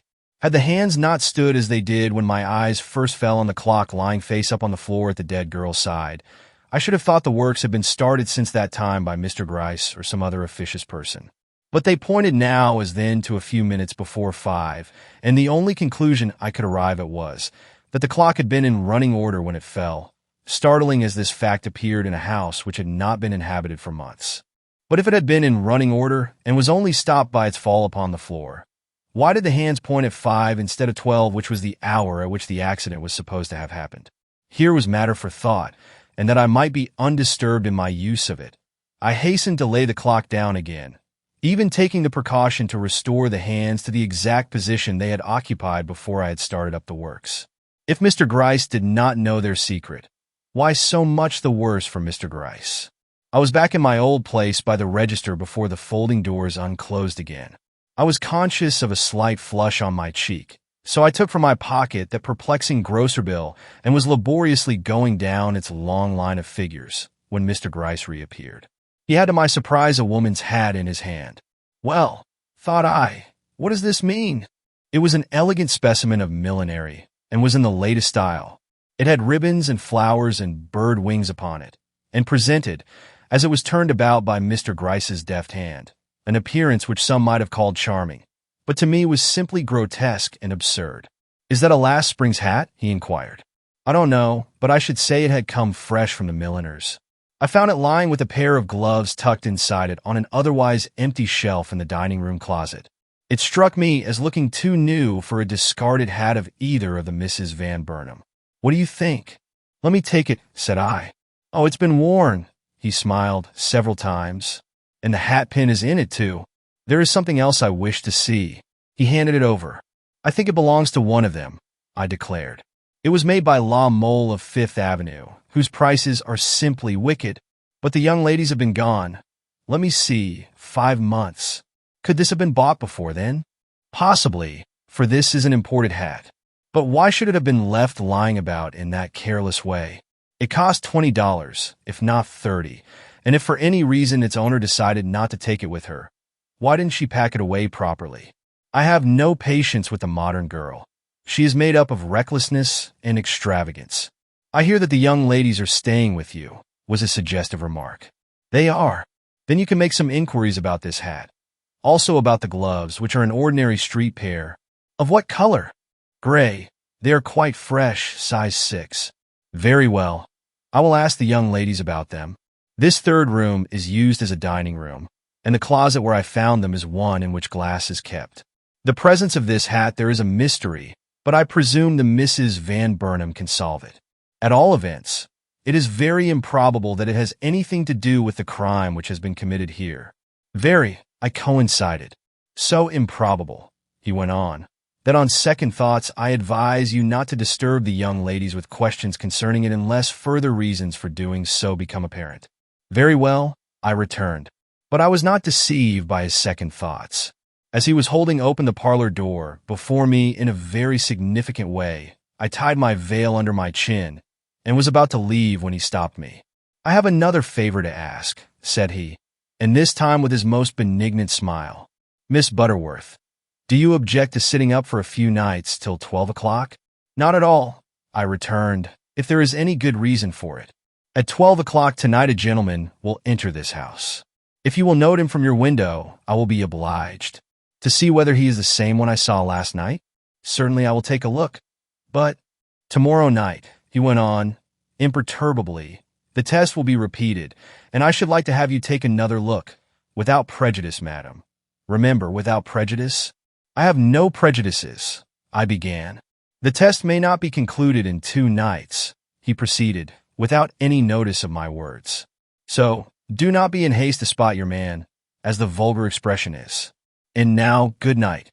We shall meet again tomorrow. Wait, I called peremptorily, for he was on the point of closing the door. I saw the man but faintly. It is an impression only that I received. I would not wish a man to hang through any identification I could make. No man hangs on simple identification. We shall have to prove the crime, madam, but identification is important, even such as you can make. There was no more to be said. I uttered a calm good night and hastened away. By a judicious use of my opportunities, one had become much less ignorant on the all-important topic than when I entered the house.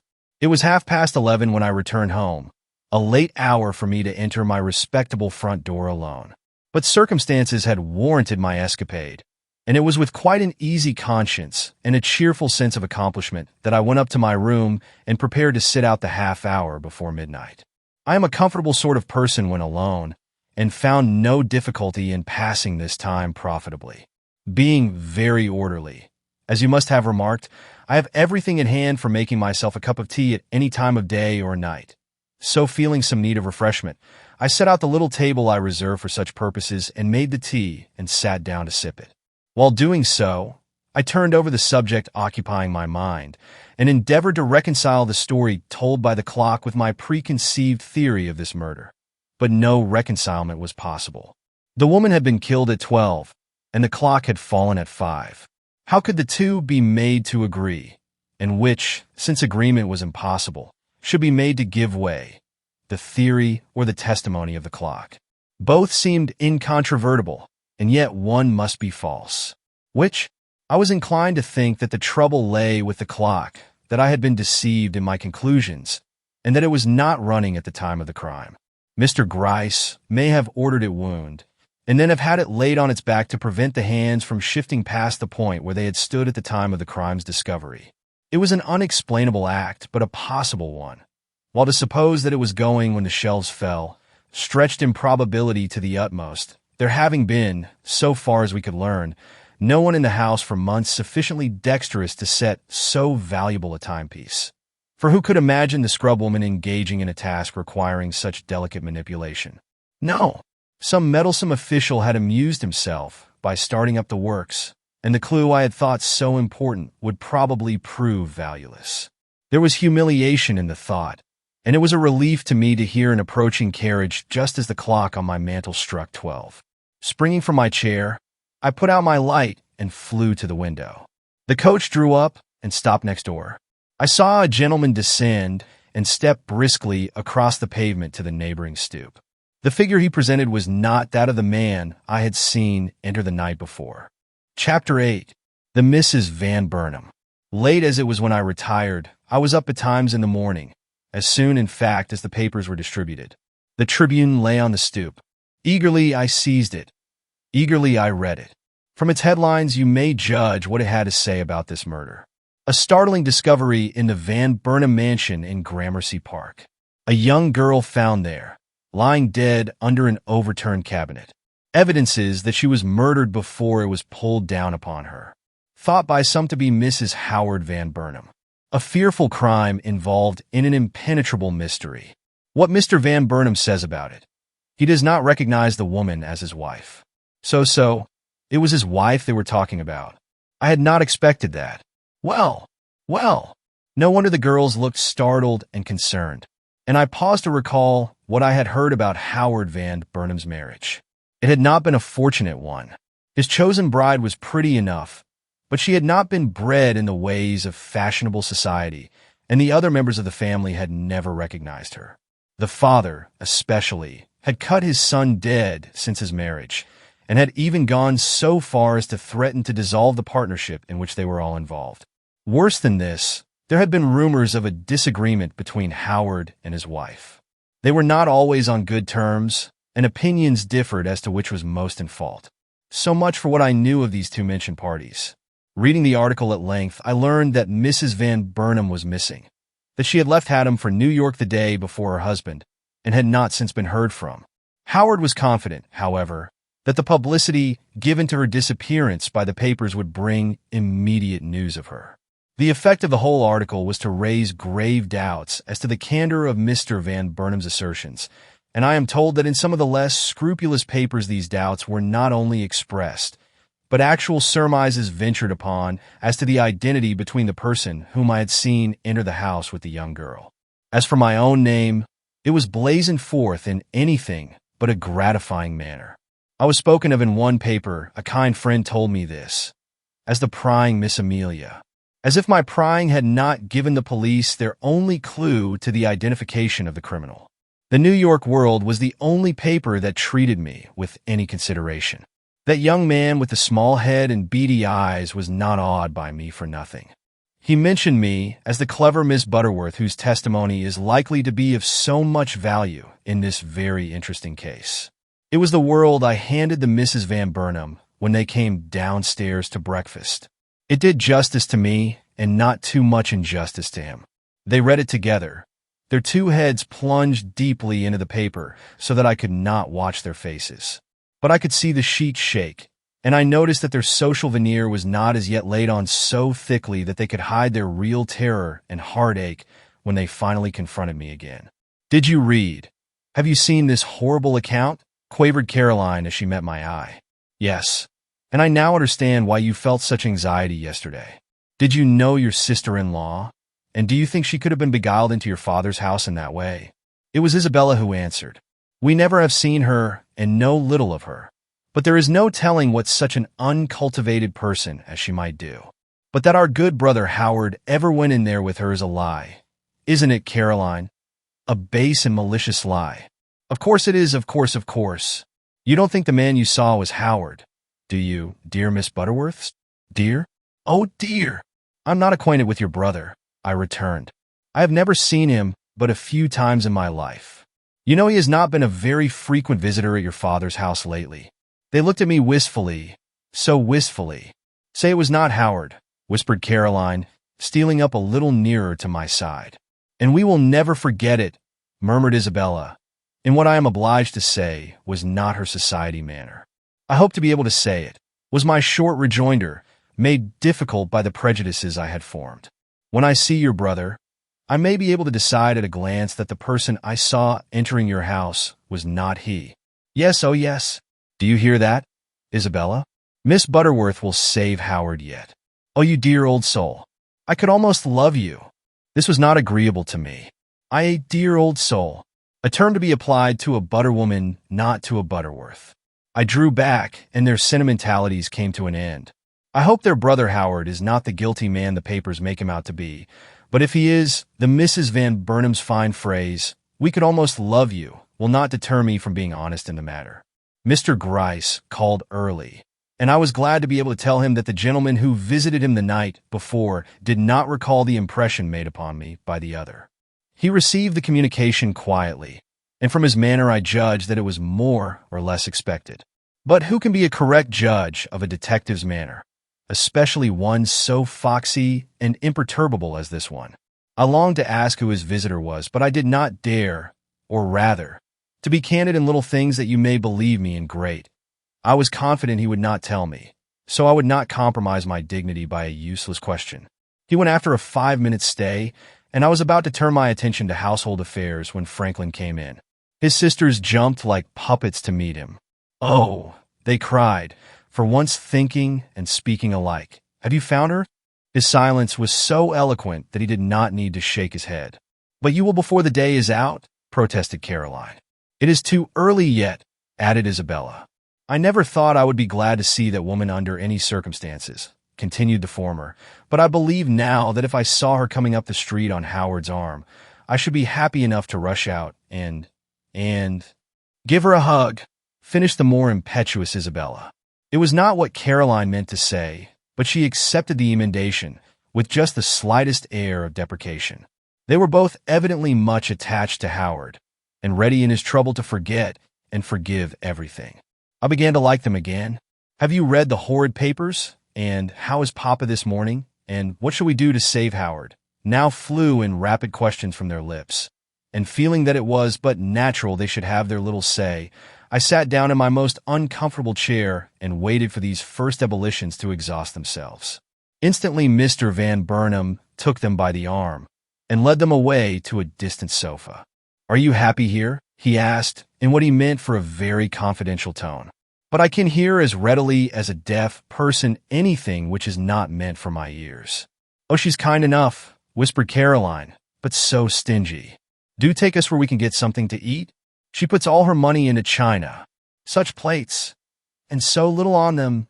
At these expressions, uttered with all the emphasis a whisper will allow, I just hugged myself in my quiet corner.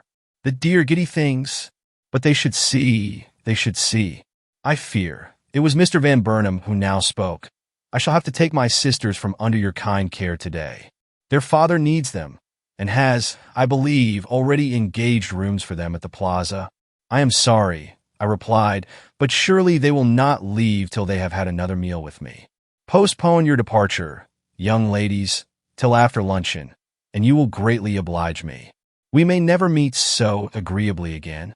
They fidgeted, which I had expected, and cast secret looks of almost comic appeal at their brother, but he pretended not to see them, being disposed for some reason to grant my request. Taking advantage of the momentary hesitation that ensued, I made them all three my most conciliatory bow, and said as I retreated behind the portiere, "I shall give my orders for luncheon now. Meanwhile, I hope the young ladies will feel perfectly free in my house. All that I have is at their command," and was gone before they could protest. When I next saw them, they were upstairs in my front room. They were seated together in the window and looked miserable enough to have a little diversion. Going to my closet, I brought out a bandbox. It contained my best bonnet. "Young ladies, what do you think of this?" I inquired, taking the bonnet out and carefully placing it on my head. I myself consider it a very becoming article of headgear, but their eyebrows went up in a scarcely complimentary fashion. "You don't like it?" I remarked. "Well, I think a great deal of young girls' taste. I shall send it back to Madame Moore's tomorrow." "I don't think much of Madame Moore," observed Isabella, "and after Paris. Do you like La Mole better?" I inquired, bobbing my head to and fro before the mirror, the better to conceal my interest in the venture I was making. "I don't like any of them but Daubigny," returned Isabella. "She charges twice what La Mole does." "Twice? What are these girls' purses made of, or rather their fathers'? But she has the chic we are accustomed to see in French millinery. I shall never go anywhere else. We were recommended to her in Paris," put in Caroline more languidly. Her interest was only half engaged by this frivolous topic. "But did you never have one of La Mole's hats?" I pursued, taking down a hand mirror, ostensibly to get the effect of my bonnet in the back, but really to hide my interest in their unconscious faces. "Never," retorted Isabella. "I would not patronize the thing." "Nor you?" I urged, carelessly, turning towards Caroline. "No, I have never been inside her shop." "Then whose is—" I began and stopped. A detective doing the work I was would not give away the object of his questions so recklessly. "Then who is," I corrected, "the best person after Daubigny? I never can pay her prices. I should think it wicked." "Oh, don't ask us," protested Isabella. "We have never made a study of the best bonnet maker. At present we wear hats." And having thus thrown their youth in my face, they turned away to the window again, not realizing that the middle-aged lady they regarded with such disdain had just succeeded in making them dance to her music most successfully. The luncheon I ordered was elaborate, for I was determined that the Misses Van Burnham should see that I knew how to serve a fine meal, and that my plates were not always better than my viands. I had invited in a couple of other guests so that I should not seem to have put myself out for two young girls, and as they were quiet people like myself, the meal passed most decorously. When it was finished, the Misses Caroline and Isabella had lost some of their consequential airs, and I really think the deference they have since showed me is due more to the surprise they felt at the perfection of this dainty luncheon than to any considerate appreciation of my character and abilities. They left at 3 o'clock, still without news of Mrs. Van Burnham, and being positive by this time that the shadows were thickening about this family, I saw them depart with some regret and a positive feeling of commiseration. Had they been reared to a proper reverence for their elders, how much more easy it would have been to see earnestness in Caroline and affectionate impulses in Isabella. The evening papers added but little to my knowledge. Great disclosures were promised, but no hint given of their nature. The body at the morgue had not been identified by any of the hundreds who had viewed it, and Howard still refused to acknowledge it as that of his wife. The morrow was awaited with anxiety. So much for the public press. At 12 o'clock at night, I was again seated in my window. The house next door had been lighted since 10, and I was in momentary expectation of its nocturnal visitor. He came promptly at the hour set, alighted from the carriage with a bound, shut the carriage door with a slam, and crossed the pavement with cheerful celerity. His figure was not so positively like, nor yet so positively unlike, that of the supposed murderer that I could definitely say, "This is he," or "This is not he," and I went to bed puzzled and not a little burdened by a sense of the responsibility imposed upon me in this matter. And so passed the day between the murder and the inquest.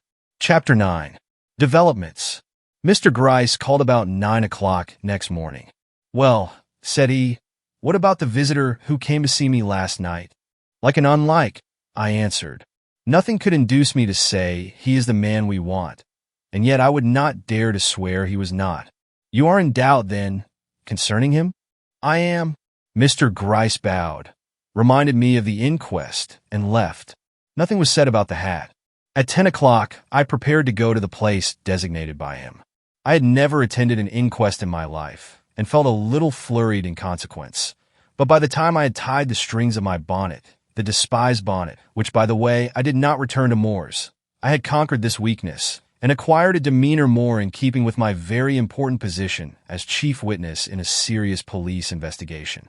I had sent for a carriage to take me, and I rode away from my house amid the shouts of some half-dozen boys collected on the curbstone. But I did not allow myself to feel dashed by this publicity. On the contrary, I held my head as erect as nature intended, and my back kept the line my good health warrants. The path of duty has its thorny passages, but it is for strong minds like mine to ignore them. Promptly at 10 o'clock, I entered the room reserved for the inquest, and was ushered to the seat appointed me. Though never a self-conscious woman, I could not but be aware of the many eyes that followed me, and endeavored so to demean myself that there should be no question as to my respectable standing in the community. This I considered due to the memory of my father, who was very much in my thoughts that day.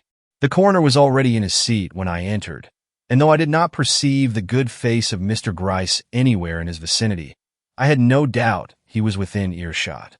Of the other people I took small note, save of the honest scrub-woman, of whose red face and anxious eyes under a preposterous bonnet, which did not come from La Mole's, I caught vague glimpses as the crowd between us surged to and fro.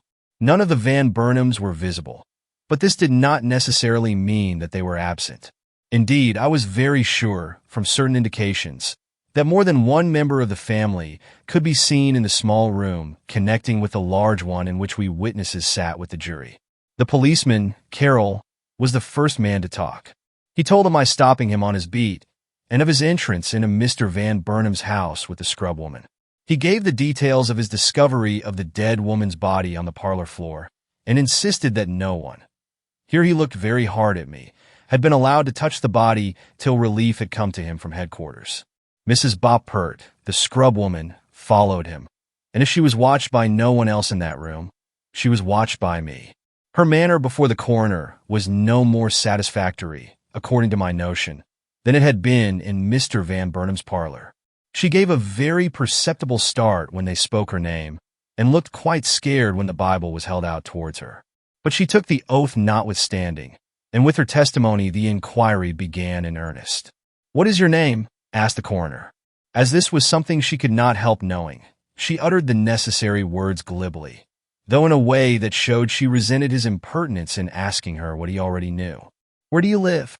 And what do you do for a living?" rapidly followed. She replied that she was a scrub-woman and cleaned people's houses, and having said this, she assumed a very dogged air, which I thought strange enough to raise a question in the minds of those who watched her.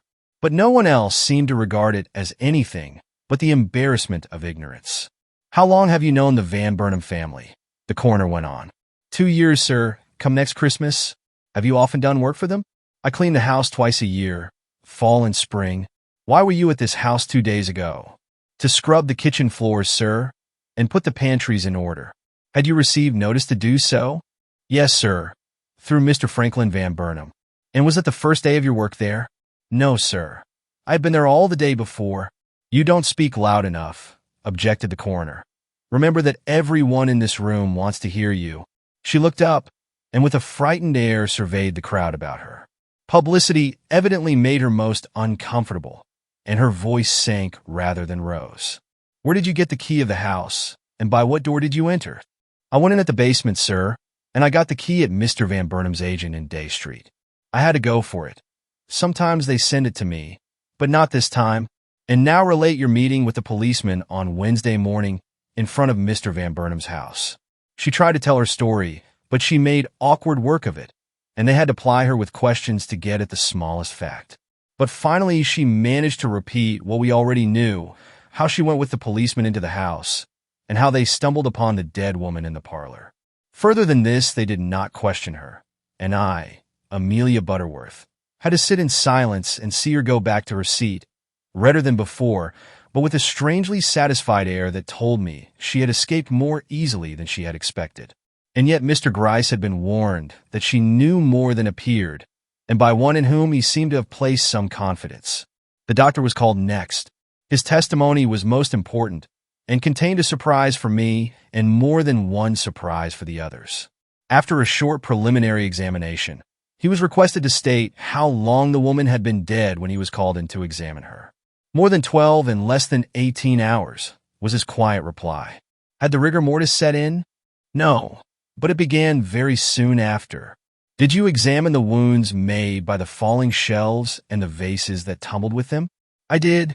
Will you describe them? He did so.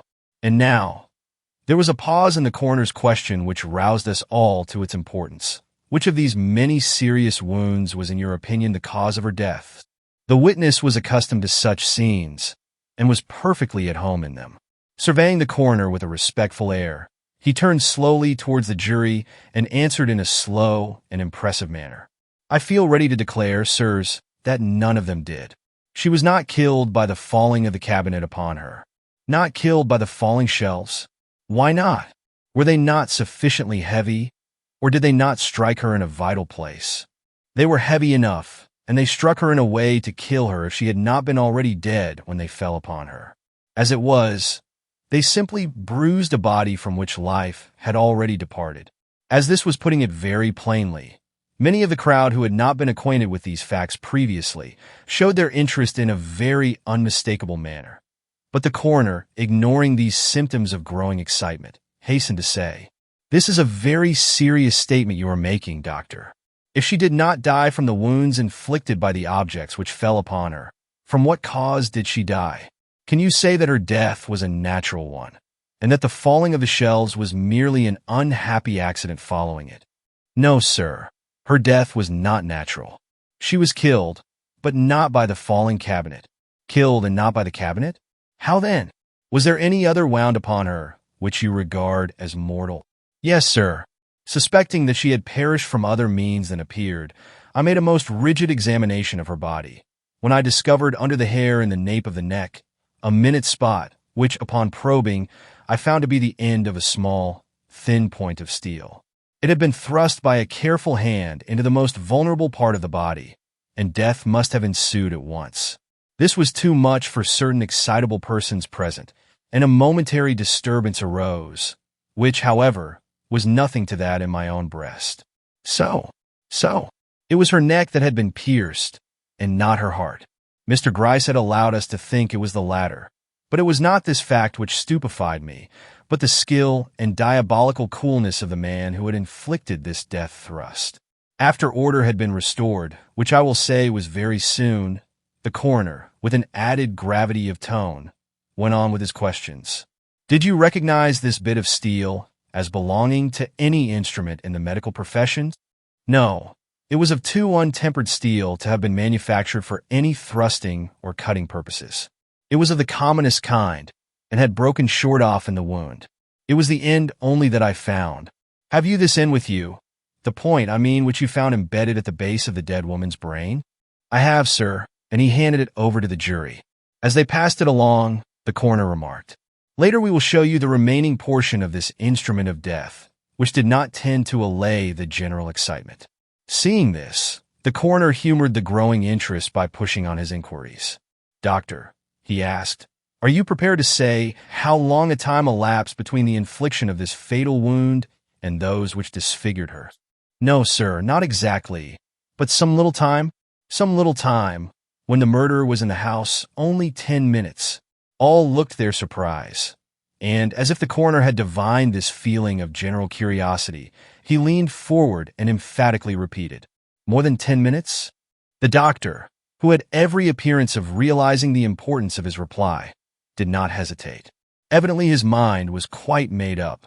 "Yes, more than 10 minutes." This was the shock I received from his testimony. I remembered what the clock had revealed to me, but I did not move a muscle of my face. I was learning self-control under these repeated surprises. "This is an unexpected statement," remarked the coroner. "What reasons have you to urge an explanation of it?" "Very simple and very well-known ones, at least among the profession. There was too little blood seen for the wounds to have been inflicted before death or within a few minutes after it. Had the woman been living when they were made, or even had she been but a short time dead, the floor would have been deluged with the blood gushing from so many and such serious injuries. But the effusion was slight, so slight that I noticed it at once, and came to the conclusions mentioned before I found the mark of the stab that occasioned death." I see. And was that the reason you called in 2 neighboring physicians to view the body before it was removed from the house?" "Yes, sir. In so important a matter, I wished to have my judgment confirmed. And these physicians were Dr. Campbell, of 110 East Street, and Dr. Jacobs of Lexington Avenue." "Are these gentlemen here?" inquired the coroner of an officer who stood near. "They are, sir." "Very good. We will now proceed to ask 1 or 2 more questions of this witness. You told us that even had the woman been but a few minutes dead when she received these contusions, the floor would have been more or less deluged by her blood.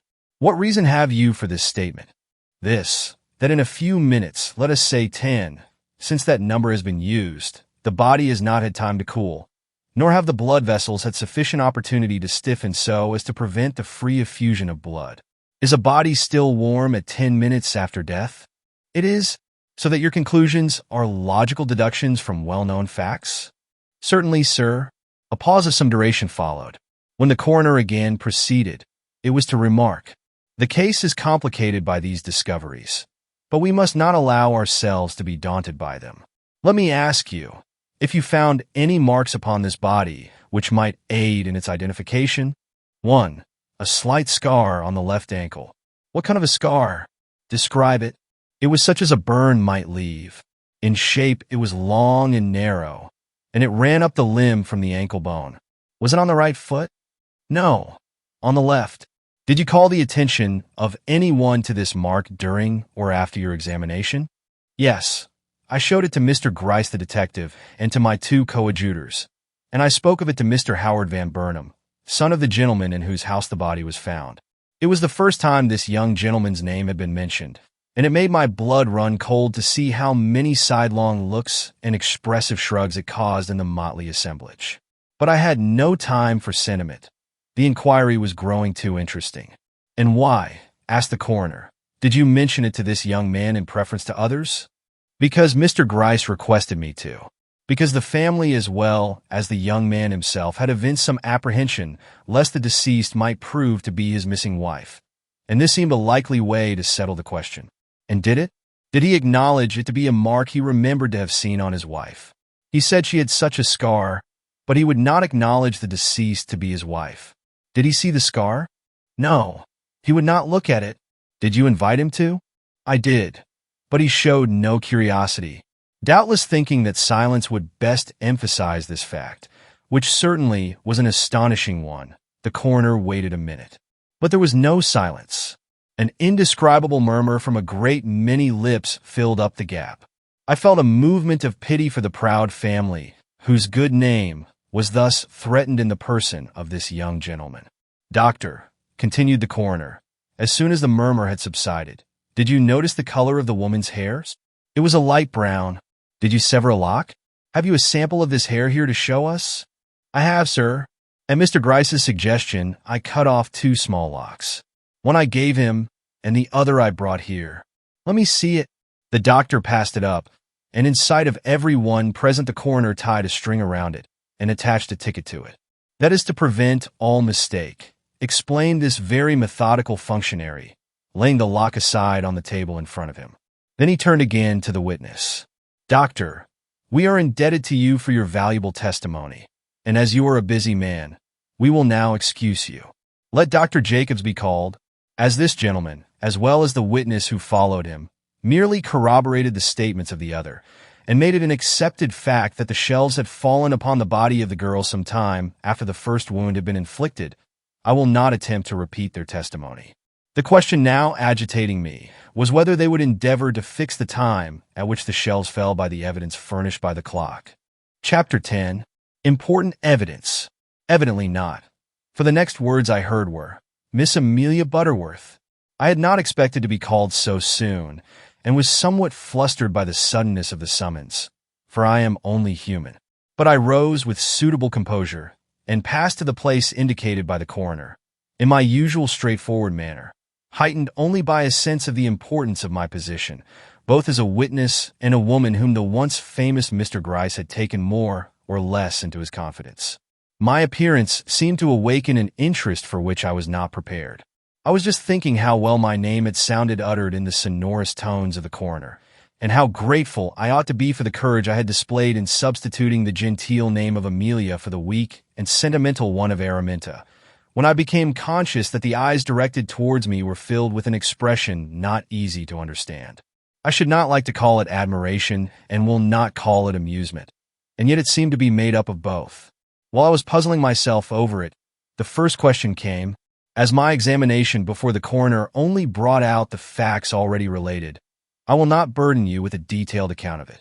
One portion alone may be of interest. I was being questioned in regard to the appearance of the couple I had seen entering the Van Burnham mansion, when the coroner asked if the young woman's step was light, or if it betrayed hesitation. I replied, no hesitation. She moved quickly, almost gaily, and he was more moderate. But there is no signification in that. He may have been older. No theories, Miss Butterworth. It is facts we are after. Now, do you know that he was older? No, sir. Did you get any idea as to his age? The impression he made was that of being a young man, and his height was medium, and his figure slight and elegant. He moved as a gentleman moves. Of this I can speak with great positiveness. Do you think you could identify him, Miss Butterworth, if you should see him? I hesitated, as I perceived that the whole swaying mass eagerly awaited my reply. I even turned my head because I saw others doing so. But I regretted this when I found that I, as well as others, was glancing towards the door beyond which the Van Burnhams were supposed to sit, to cover up the false move I had made, for I had no wish as yet to center suspicion upon anybody. I turned my face quickly back to the crowd and declared in as emphatic a tone as I could command. I have thought I could do so if I saw him under the same circumstances as those in which my first impression was made. But lately I have begun to doubt even that. I should never dare trust to my memory in this regard. The coroner looked disappointed, and so did the people around me. It is a pity, remarked the coroner, that you did not see more plainly. And now, how did these persons gain an entrance into the house? I answered in the most succinct way possible. I told them how he had used a door key in entering, of the length of time the man stayed inside, and of his appearance on going away. I also related how I came to call a policeman to investigate the matter next day, and corroborated the statements of this official as to the appearance of the deceased at time of discovery. And there my examination stopped. I was not asked any questions tending to bring out the cause of the suspicion I entertained against the scrub woman, nor were the discoveries I had made in conjunction with Mr. Gryce inquired into. It was just as well, perhaps, but I would never approve of a piece of work done for me in this slipshod fashion. A recess now followed. Why it was thought necessary, I cannot imagine, unless the gentlemen wished to smoke. Had they felt as much interest in this murder as I did, They would not have wanted bite or sup till the dreadful question was settled. There being a recess, I improved the opportunity by going into a restaurant near by where one can get very good buns and coffee at a reasonable price. But I could have done without them. The next witness, to my astonishment, was Mr. Gryce. As he stepped forward, heads were craned and many women rose in their seats to get a glimpse of the noted detective. I showed no curiosity myself, for by this time I knew his features well, but I did feel a great satisfaction in seeing him before the coroner, for now, thought I, we shall hear something worth our attention. But his examination, though interesting, was not complete. The coroner, remembering his promise to show us the other end of the steel point which had been broken off in the dead girl's brain, limited himself to such inquiries as brought out the discovery of the broken hat pin in Mr. Van Burnham's parlor register. No mention was made by the witness of any assistance which he may have received in making this discovery, a fact which caused me to smile. Men are so jealous of any interference in their affairs. The end found in the register and the end which the coroner's physician had drawn from the poor woman's head were both handed to the jury, and it was interesting to note how each man made his little effort to fit the two ends together, and the looks they interchanged as they found themselves successful. Without doubt, and in the eyes of all, the instrument of death had been found. But what an instrument! The felt hat which had been discovered under the body was now produced, and the one hole made by a similar pin examined. Then Mr. Gryce was asked if any other pin had been picked up from the floor of the room, and he replied, no, and the fact was established in the minds of all present that the young woman had been killed by a pin taken from her own hat. A subtle and cruel crime, the work of a calculating intellect, was the coroner's comment as he allowed the detective to sit down, which expression of opinion I thought reprehensible, as tending to prejudice the jury against the only person at present suspected. The inquiry now took a turn. The name of Miss Ferguson was called. Who was Miss Ferguson? It was a new name to most of us, and her face when she rose only added to the general curiosity. It was the plainest face imaginable, yet was neither a bad nor unintelligent one. As I studied it and noted the nervous contraction that disfigured her lip, I could not but be sensible of my blessings. I am not handsome myself, though there have been persons who have called me so, but neither am I ugly, and in contrast to this woman, well, I will say nothing. I only know that, after seeing her, I felt profoundly grateful to a kind providence.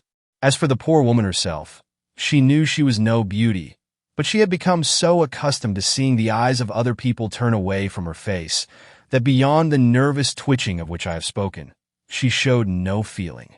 "What is your full name, and where do you live?" asked the coroner. "My name is Susan Ferguson, and I live in Haddam, Connecticut," was her reply, uttered in such soft and beautiful tones that everyone was astonished. It was like a stream of limpid water flowing from a most unsightly-looking rock. Excuse the metaphor. I do not often indulge. "Do you keep boarders?" "I do. A few, sir, such as my house will accommodate." "Whom have you had with you this summer?" I knew what her answer would be before she uttered it. So did 100 others, but they showed their knowledge in different ways. I did not show mine at all. "I have had with me," said she, "a Mr. and Mrs. Van Burnham from New York. Mr. Howard Van Burnham is his full name, if you wish me to be explicit. Anyone else?" "A Mr. Hull, also from New York, and a young couple from Hartford. My house accommodates no more." "How long have the first mentioned couple been with you?" 3 months. They came in June. Are they with you still?" "Virtually, sir. They have not moved their trunks, but neither of them is in Haddam at present. Mrs. Van Burnham came to New York last Monday morning, and in the afternoon her husband also left, presumably for New York. I have seen nothing of either of them since. It was on Tuesday night the murder occurred." "Did either of them take a trunk?" "No, sir." "A handbag?" "Yes. Mrs. Van Burnham carried a bag, but it was a very small one." "Large enough to hold a dress?" "Oh, no, sir." "And Mr. Van Burnham?" "He carried an umbrella. I saw nothing else." "Why did they not leave together?" "Did you hear anyone say?" "Yes. I heard them say Mrs. Van Burnham came against her husband's wishes. He did not want her to leave Haddam, but she would, and he was none too pleased at it. Indeed, they had words about it, and as both our rooms overlooked the same veranda, I could not help hearing some of their talk." Will you tell us what you heard? It does not seem right. Thus this honest woman spoke. But if it's the law, I must not go against it. I heard him say these words. I have changed my mind, Louise. The more I think of it, the more disinclined I am to have you meddle in the matter. Besides, it will do no good. You will only add to the prejudice against you, and our life will become more unbearable than it is now. Of what were they speaking? I do not know. And what did she reply? Oh, she uttered a torrent of words that had less sense in them than feeling. She wanted to go. She would go. She had not changed her mind, and considered that her impulses were as well worth following as his cool judgment. She was not happy, had never been happy, and meant there should be a change, even if it were for the worse. But she did not believe it would be for the worse. Was she not pretty? Was she not very pretty when in distress and looking up thus?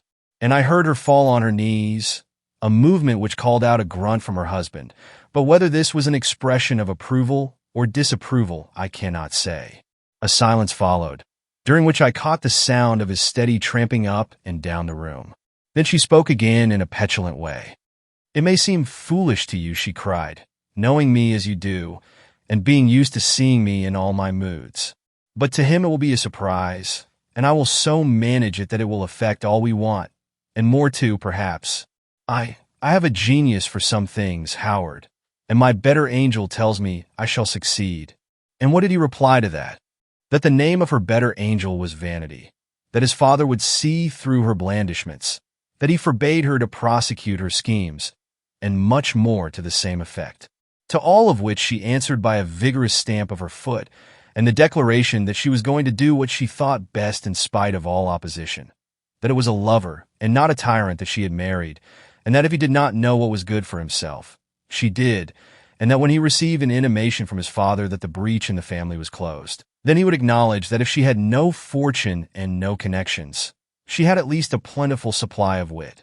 Upon which he remarked, a poor qualification when it verges upon folly, which seemed to close the conversation, for I heard no more till the sound of her skirts rustling past my door assured me she had carried her point and was leaving the house. But this was not done without great discomfiture to her husband, if one may judge from the few brief but emphatic words that escaped him before he closed his own door and followed her down the hall. Do you remember those words? They were swear words, sir. I am sorry to say it, but he certainly cursed her and his own folly. Yet I always thought he loved her. Did you see her after she passed your door? Yes, sir, on the walk outside. Was she then on the way to the train? Yes, sir. Carrying the bag of which you have spoken? Yes, sir. Another proof of the state of feeling between them, for he was very considerate in his treatment of ladies, and I never saw him do anything ungallant before. You say you watched her as she went down the walk? Yes, sir. It is human nature, sir. I have no other excuse to offer. It was an apology I myself might have made. I conceived a liking for this homely matter-of-fact woman. Did you note her dress? Yes, sir. That is human nature also, or rather woman's nature. Particularly, madam, so that you can describe it to the jury before you? I think so. Will you, then, be good enough to tell us what sort of a dress Mrs. Van Burnham wore when she left your house for the city? It was a black and white plaid silk. Very rich. Well, what did this mean? We had all expected a very different description. It was made fashionably, and the sleeves, well, it is impossible to describe the sleeves. She wore no wrap, which seemed foolish to me, for we have very sudden changes sometimes in September. A plaid dress. And did you notice her hat? Oh, I have seen the hat often. It was of every conceivable color. It would have been called bad taste at one time, but nowadays... The pause was significant. More than one man in the room chuckled, but the women kept a discreet silence. Would you know that hat if you saw it? I should think I would. The emphasis was that of a countrywoman, and amused some people notwithstanding the melodious tone in which it was uttered. But it did not amuse me. My thoughts had flown to the hat which Mr. Gryce had found in the third room of Mr. Van Burnham's house, and which was of every color of the rainbow. The coroner asked two other questions, one in regard to the gloves worn by Mrs. Van Burnham, and the other in regard to her shoes. To the first, Miss Ferguson replied that she did not notice her gloves, and to the other, that Mrs. Van Burnham was very fashionable, and as pointed shoes were the fashion, in cities at least, she probably wore pointed shoes. The discovery that Mrs. Van Burnham had been differently dressed on that day from the young woman found dead in the Van Burnham parlors had acted as a shock upon most of the spectators. They were just beginning to recover from it when Miss Ferguson sat down. The coroner was the only one who had not seemed at a loss. Why? We were soon destined to know. Chapter 11. The Order Clerk. A lady well known in New York society was the next person summoned. She was a friend of the Van Burnham family and had known Howard from childhood. She had not liked his marriage. Indeed, she rather participated in the family feeling against it. But when young Mrs. Van Burnham came to her house on the preceding Monday and begged the privilege of remaining with her for one night, she had not had the heart to refuse her. Mrs. Van Burnham had therefore slept in her house on Monday night.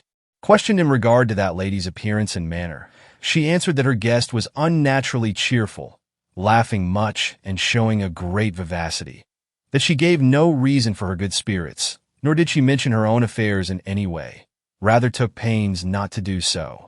How long did she stay? Till the next morning. And how was she dressed? Just as Miss Ferguson has described. Did she bring her handbag to your house? Yes, and left it there. We found it in her room after she was gone. Indeed. And how do you account for that? She was preoccupied.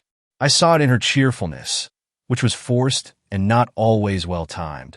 And where is that bag now? Mr. Van Burnham has it. We kept it for a day, and, as she did not call for it, sent it down to the office on Wednesday morning. Before you had heard of the murder? Oh, yes, before I had heard anything about the murder. As she was your guest, you probably accompanied her to the door? I did, sir. Did you notice her hands? Can you say what was the color of her gloves? I do not think she wore any gloves on leaving. It was very warm, and she held them in her hand. I remembered this, for I noticed the sparkle of her rings as she turned to say goodbye. Ah, you saw her rings? Distinctly, so that when she left you she was dressed in a black and white plaid silk, had a large hat covered with flowers on her head, and wore rings? Yes, sir. And with these words ringing in the ears of the jury, the witness sat down. What was coming? Something important, or the coroner would not look so satisfied, or the faces of the officials about him so expectant. I waited with great but subdued eagerness for the testimony of the next witness, who was a young man by the name of Callahan. I don't like young men in general. They are either over-suave and polite, as if they condescended to remember that you are elderly and that it is their duty to make you forget it, or else they are pert and shallow and disgust you with their egotism. But this young man looked sensible and businesslike, and I took to him at once, though what connection he could have with this affair I could not imagine. His first words, however, settled all questions as to his personality. He was the order clerk at Altman's. As he acknowledged this, I seemed to have some faint premonition of what was coming. Perhaps I had not been without some vague idea of the truth ever since I had put my mind to work on this matter. Perhaps my wits only received their real spur then. But certainly I knew what he was going to say as soon as he opened his lips, which gave me quite a good opinion of myself. Whether rightfully or not, I leave you to judge. His evidence was short, but very much to the point. On the 17th of September, as could be verified by the books, the firm had received an order for a woman's complete outfit to be sent COD to Mrs. James Pope at the Hotel D on Broadway. Sizes and measures and some particulars were stated, and as the order bore the words in haste underlined upon it, several clerks had assisted him in filling this order, which when filled had been sent by special messenger to the place designated. Had he this order with him? He had. And could he identify the articles sent to fill it? He could, at which the coroner motioned to an officer, and a pile of clothing was brought forward from some mysterious corner and laid before the witness. Immediately expectation rose to a high pitch, for every one recognized, or thought he did, the apparel which had been taken from the victim. The young man, who was of the alert, nervous type, took up the articles one by one and examined them closely. As he did so, the whole assembled crowd surged forward, and lightning-like glances from 100 eyes followed his every movement and expression. "Are they the same?" inquired the coroner. The witness did not hesitate. With one quick glance at the blue serge dress, black cape, and battered hat, he answered in a firm tone, "They are." And a clue was given at last to the dreadful mystery absorbing us. The deep-drawn sigh which swept through the room testified to the universal satisfaction. Then our attention became fixed again, for the coroner, pointing to the undergarments accompanying the articles already mentioned, demanded if they had been included in the order. There was as little hesitation in the reply given to this question as to the former. He recognized each piece as having come from his establishment. "You will note," said he, "that they have never been washed, and that the pencil marks are still on them." "Very good," observed the coroner, "and you will note that one article there is torn down the back. Was it in that condition when sent?" "It was not, sir." "All were in perfect order?" "Most assuredly, sir." "Very good again. The jury will take cognizance of this fact, which may be useful to them in their future conclusions. And now, Mr. Callahan, do you notice anything lacking here from the list of articles forwarded by you?" "No, sir." "Yet there is one very necessary adjunct to a woman's outfit which is not to be found here." "Yes, sir, the shoes, but I am not surprised at that. We sent shoes, but they were not satisfactory, and they were returned." "Ah, I see. Officer, show the witness the shoes that were taken from the deceased." This was done, and when Mr. Callahan had examined them, the coroner inquired if they came from a store. He replied no, whereupon they were held up to the jury, and attention called to the fact that, while rather new than old, they gave signs of having been worn more than once, which was not true of anything else taken from the victim. This matter settled, the coroner proceeded with his questions. "Who carried the articles ordered to the address given?" "A man in our employ, named Clapp." "Did he bring back the amount of the bill?" "Yes, sir, less the $5 charged for the shoes." "What was the amount, may I ask?" "Here is our cash book, sir. The amount received from Mrs. James Pope, Hotel D, on the 17th of September, is, as you see, $75.58. Let the jury see the book, also the order." They were both handed to the jury, and if ever I wish myself in anyone's shoes, save my own very substantial ones, it was at that moment. I did so want to peep at that order. It seemed to interest the jury also, for their heads drew together very eagerly over it, and some whispers and a few knowing looks passed between them. Finally, one of them spoke. "It is written in a very odd hand. Do you call this a woman's writing or a man's?" "I have no opinion to give on the subject," rejoined the witness. "It is intelligible writing, and that is all that comes within my province." The 12 men shifted on their seats and surveyed the coroner eagerly. Why did he not proceed? Evidently, he was not quick enough to suit them. "Have you any further questions for this witness?" asked that gentleman after a short delay. Their nervousness increased, but no one ventured to follow the coroner's suggestion. "A poor lot. I call them a very poor lot. I would have found plenty of questions to put to him. I expected to see the man Clapp called next, but I was disappointed in this."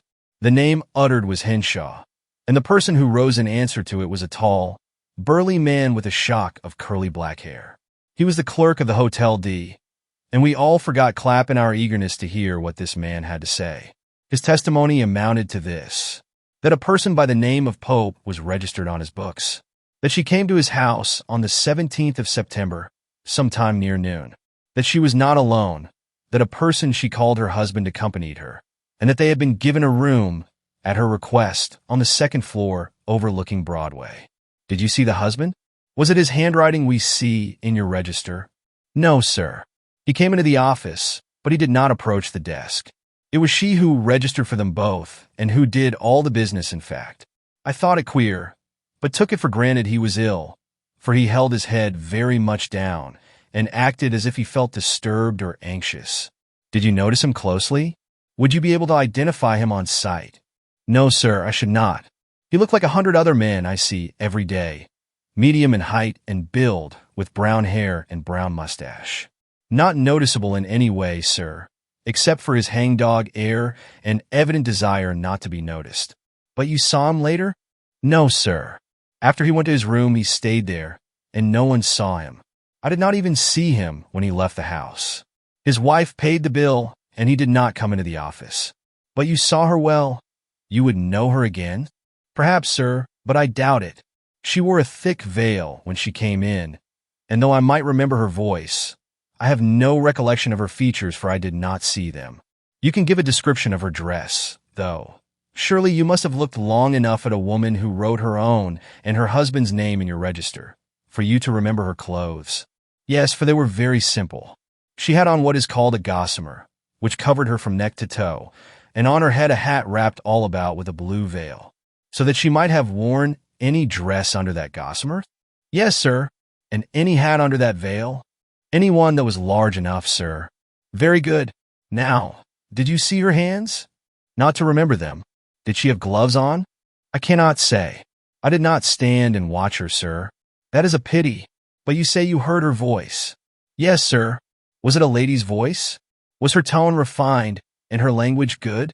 They were, sir. When did they leave? How long did they remain in your house? They left in the evening. After tea, I should say. How? On foot or in a carriage? In a carriage. One of the hacks that stand in front of the door. Did they bring any baggage with them?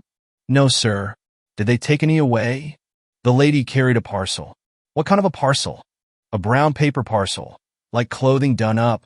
And the gentleman? I did not see him. Was she dressed the same in going as in coming? To all appearance, except her hat. That was smaller. She had the gossamer on still. Then? Yes, sir. And a veil? Yes, sir. Only that the hat it covered was smaller? Yes, sir. And now, how did you account to yourself for the parcel and the change of hat? I didn't account for them. I didn't think anything about them at the time. But since I have had the subject brought to my mind, I find it easy enough. She had a package delivered to her while she was in our house, or rather packages. They were quite numerous, I believe. Can you recall the circumstances of their delivery? Yes, sir. The man who brought the packages said that they had not been paid for, so I allowed him to carry them to Mrs. James Pope's room. When he went away, he had but one small parcel with him. The rest he had left. And this is all you can tell us about this singular couple? Had they no meals in your house? No, sir. The gentleman, or I suppose I should say the lady, sir, for the order was given in her voice, sent for 24 oysters and a bottle of ale, which were furnished to them in their rooms, but they didn't come to the dining room. Is the boy here who carried up those articles? He is, sir. And the chambermaid who attended to their rooms? Yes, sir. Then you may answer this question, and we will excuse you. How was the gentleman dressed when you saw him? In a linen duster and a felt hat. Let the jury remember that. And now let us hear from Richard Clapp. Is Richard Clapp in the room? I am, sir, answered a cheery voice. And a lively young man with a shrewd eye and a wide-awake manner popped up from behind a portly woman on a side seat and rapidly came forward. He was asked several questions before the leading one which we all expected, but I will not record them here. The question which brought the reply most eagerly anticipated was this. Do you remember being sent to the Hotel D with several packages for a Mrs. James Pope? I do, sir. Did you deliver them in person? Did you see the lady? A peculiar look crossed his face, and we all leaned forward. But his answer brought a shock of disappointment with it. No, I didn't, sir. She wouldn't let me in. She bade me lay the things down by the door and wait in the rear hall till she called me. And you did this? Yes, sir. But you kept your eye on the door, of course? Naturally, sir. And saw a hand steal out and take in the things. A woman's hand? No, a man's. I saw the white cuff. And how long was it before they called you? 15 minutes, I should say. I heard a voice cry here, and seeing their door open, I went toward it. But by the time I reached it, it was shut again, and I only heard the lady say that all the articles but the shoes were satisfactory, and would I thrust the bill in under the door. I did so, and they were some minutes counting out the change, but presently the door opened slightly, and I saw a man's hand holding out the money, which was correct to the cent. You need not receipt the bill, cried the lady from somewhere in the room. Give him the shoes and let him go. So I received the shoes in the same mysterious way I had the money, and seeing no reason for waiting longer, pocketed the bills and returned to the store. Has the jury any further questions to ask the witness? Of course not. They were ninnies, all of them. But, contrary to my expectation, one of them did perk up courage, and wriggling very much on his seat, ventured to ask if the cuff he had seen on the man's hand when it was thrust through the doorway had a button in it. The answer was disappointing.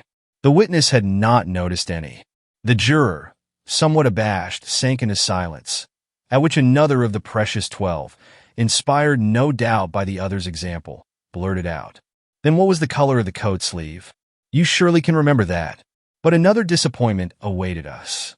He did not wear any coat. It was a shirt sleeve I saw. A shirt sleeve? There was no clue in that. A visible look of dejection spread through the room, which was not dissipated till another witness stood up. This time it was the bellboy of the hotel who had been on duty that day. His testimony was brief and added but little to the general knowledge.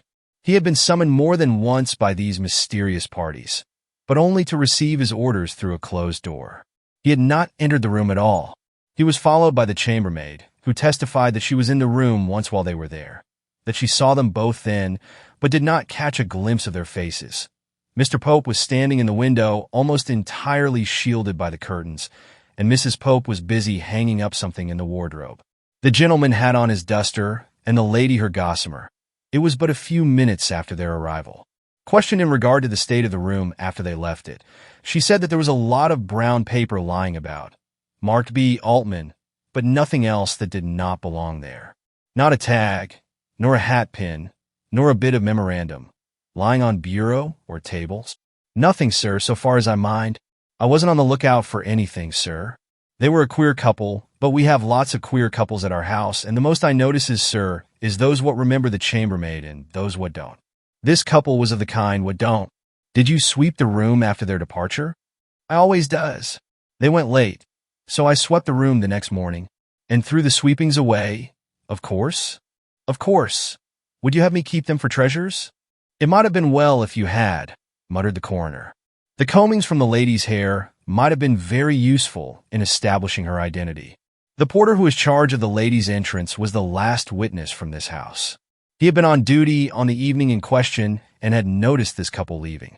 They both carried packages and had attracted his attention first by the long, old-fashioned duster which the gentleman wore, and secondly, by the pains they both took not to be observed by anyone. The woman was veiled, as had already been said, and the man held his package in such a way as to shield his face entirely from observation. So that you would not know him if you saw him again? Asked the coroner. Exactly, sir, was the uncompromising answer. As he sat down, the coroner observed, You will note from this testimony, gentlemen, that this couple, signing themselves Mr. and Mrs. James Pope of Philadelphia, left this house dressed each in a long garment eminently fitted for purposes of concealment, he in a linen duster and she in a gossamer. Let us now follow this couple a little farther and see what became of these disguising articles of apparel. Is Seth Brown here? A man, who was so evidently a hackman that it seemed superfluous to ask him what his occupation was, shuffled forward at this. It was in his hack that this couple had left the D. He remembered them very well, as he had good reason to. First, because the man paid him before entering the carriage, saying that he was to let them out at the northwest corner of Madison Square. And secondly, but here the coroner interrupted him to ask if he had seen the gentleman's face when he paid him. The answer was, as might have been expected, no. It was dark, and he had not turned his head. Didn't you think it queer to be paid before you reached your destination? Yes, but the rest was queer. After I had taken the money, I never refuses money, sir, and was expecting him to get into the hack, he steps up to me again and says in a lower tone than before, My wife is very nervous.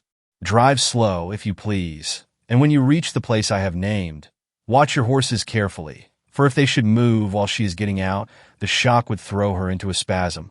As she had looked very pert and lively, I thought this mighty queer, and I tried to get a peep at his face, but he was too smart for me, and was in the carriage before I could clap my eye on him. But you were more fortunate when they got out? You surely saw one or both of them then? No, sir, I didn't. I had to watch the horses' heads, you know. I shouldn't like to be the cause of a young lady having a spasm. Do you know in what direction they went? East, I should say. I heard them laughing long after I had whipped up my horses. A queer couple, sir, that puzzled me some, though I should not have thought of them twice if I had not found next day. Well, the gentleman's linen duster and the neat brown gossamer which the lady had worn, lying folded under the two back cushions of my hack, a present for which I was very much obliged to them, but which I was not long allowed to enjoy, for yesterday the police. Well, no matter about that. Here is a duster, and here is a brown gossamer. Are these the articles you found under your cushions? If you will examine the neck of the lady's gossamer, you can soon tell, sir. There was a small hole in the one I found, as if something had been snipped out of it. The owner's name, most likely, or the name of the place where it was bought, suggested the coroner, holding the garment up to view so as to reveal a square hole under the collar. "That's it," cried the hackman. "That's the very one. Shame, I say, to spoil a new garment that way." "Why do you call it new?" asked the coroner. "Because it hasn't a mud spot or even a mark of dust upon it. We looked it all over, my wife and I, and decided it had not been long off the shelf. A pretty good haul for a poor man like me. And if the police—" But here he was cut short again by an important question. "There is a clock but a short distance from the place where you stopped. Did you notice what time it was when you drove away?" "Yes, sir. I don't know why I remember it, but I do. As I turned to go back to the hotel, I looked up at this clock. It was 11:30. Chapter 12. The Keys. We were all by this time greatly interested in the proceedings, and when another hackman was called, we recognized at once that an effort was about to be made to connect this couple with the one who had alighted at Mr. Van Burnham's door. The witness, who was a melancholy chap, kept his stand on the east side of the square. At about 20 minutes to 12, he was awakened from a nap he had been taking on the top of his coach by a sharp rap on his whip arm, and looking down, he saw a lady and gentleman standing at the door of his vehicle. "We want to go to Gramercy Park," said the lady. "Drive us there at once." I nodded, for what is the use of wasting words when it can be avoided? And they stepped at once into the coach. "Can you describe them? Tell us how they looked?" "I never noticed people. Besides, it was dark, but he had a swell air, and she was pert and merry, for she laughed as she closed the door." "Can't you remember how they were dressed?" "No, sir. She had on something that flapped about her shoulders, and he had a dark hat on his head, but that was all I saw." "Didn't you see his face?" "Not a bit of it. He kept it turned away. He didn't want nobody looking at him. She did all the business." "Then you saw her face?" "Yes, for a minute, but I wouldn't know it again.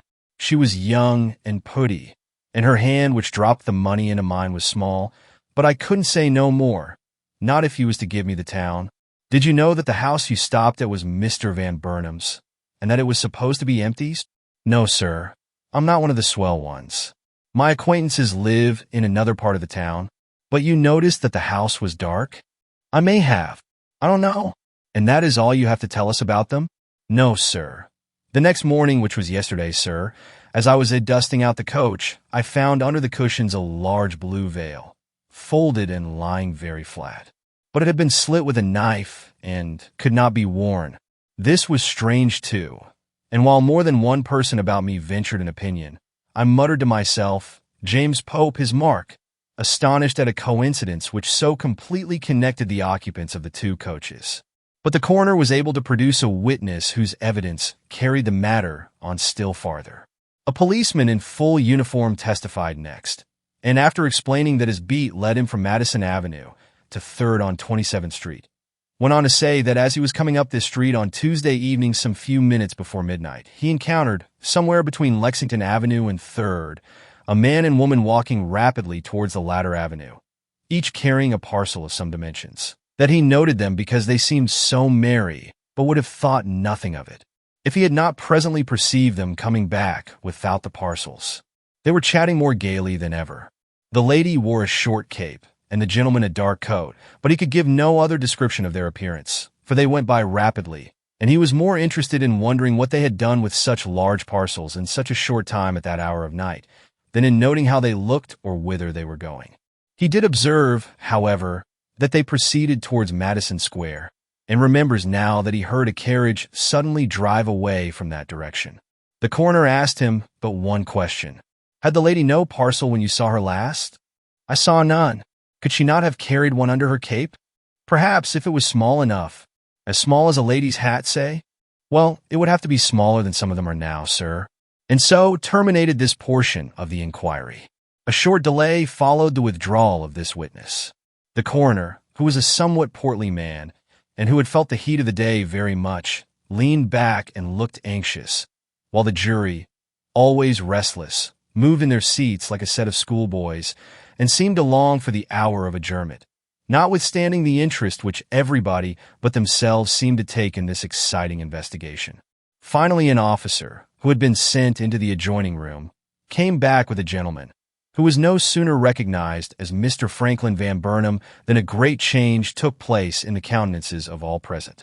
The coroner sat forward and dropped the large palm leaf fan he had been industriously using for the last few minutes. The jury settled down, and the whispering of the many curious ones about me grew less audible and finally ceased altogether. A gentleman of the family was about to be interrogated, and such a gentleman. I have purposely refrained from describing this best-known and best-reputed member of the Van Burnham family, foreseeing this hour when he would attract the attention of 100 eyes and when his appearance would require our special notice. I will therefore endeavor to picture him to you as he looked on this memorable morning, with just the simple warning that you must not expect me to see with the eyes of a young girl or even with those of a fashionable society woman. I know a man when I see him, and I had always regarded Mr. Franklin as an exceptionally fine-looking and prepossessing gentleman, but I shall not go into raptures, as I heard a girl behind me doing, nor do I feel like acknowledging him as a paragon of all the virtues, as Mrs. Cunningham did that evening in my parlor. He is a medium-sized man, with a shape not unlike his brother's. His hair is dark, and so are his eyes, but his mustache is brown and his complexion quite fair.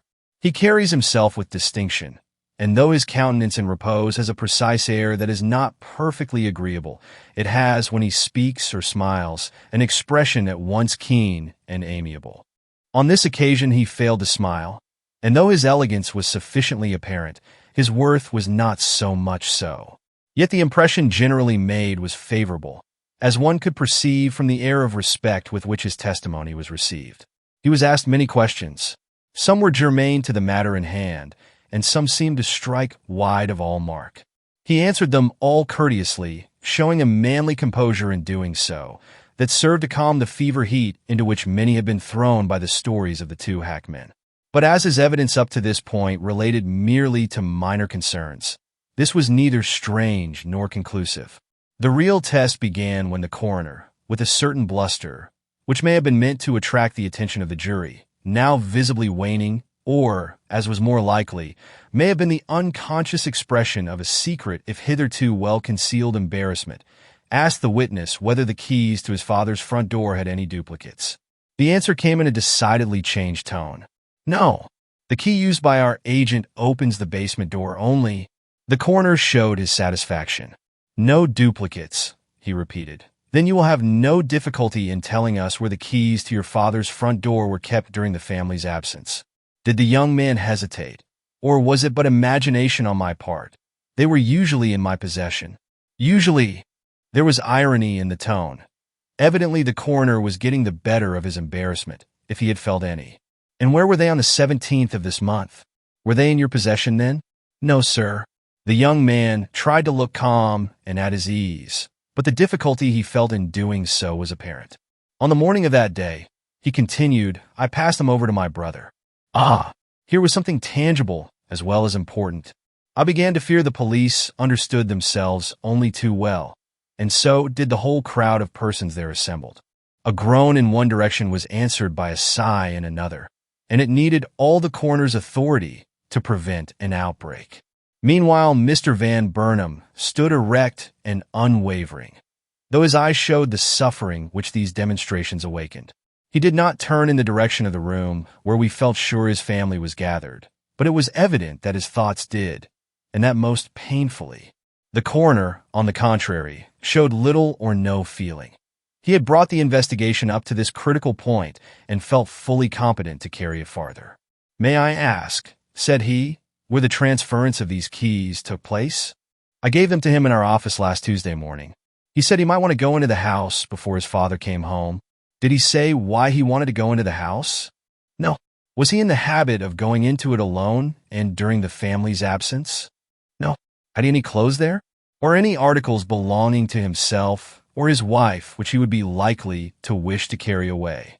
No. Yet he wanted to go in? He said so. And you gave him the keys without question? Certainly, sir.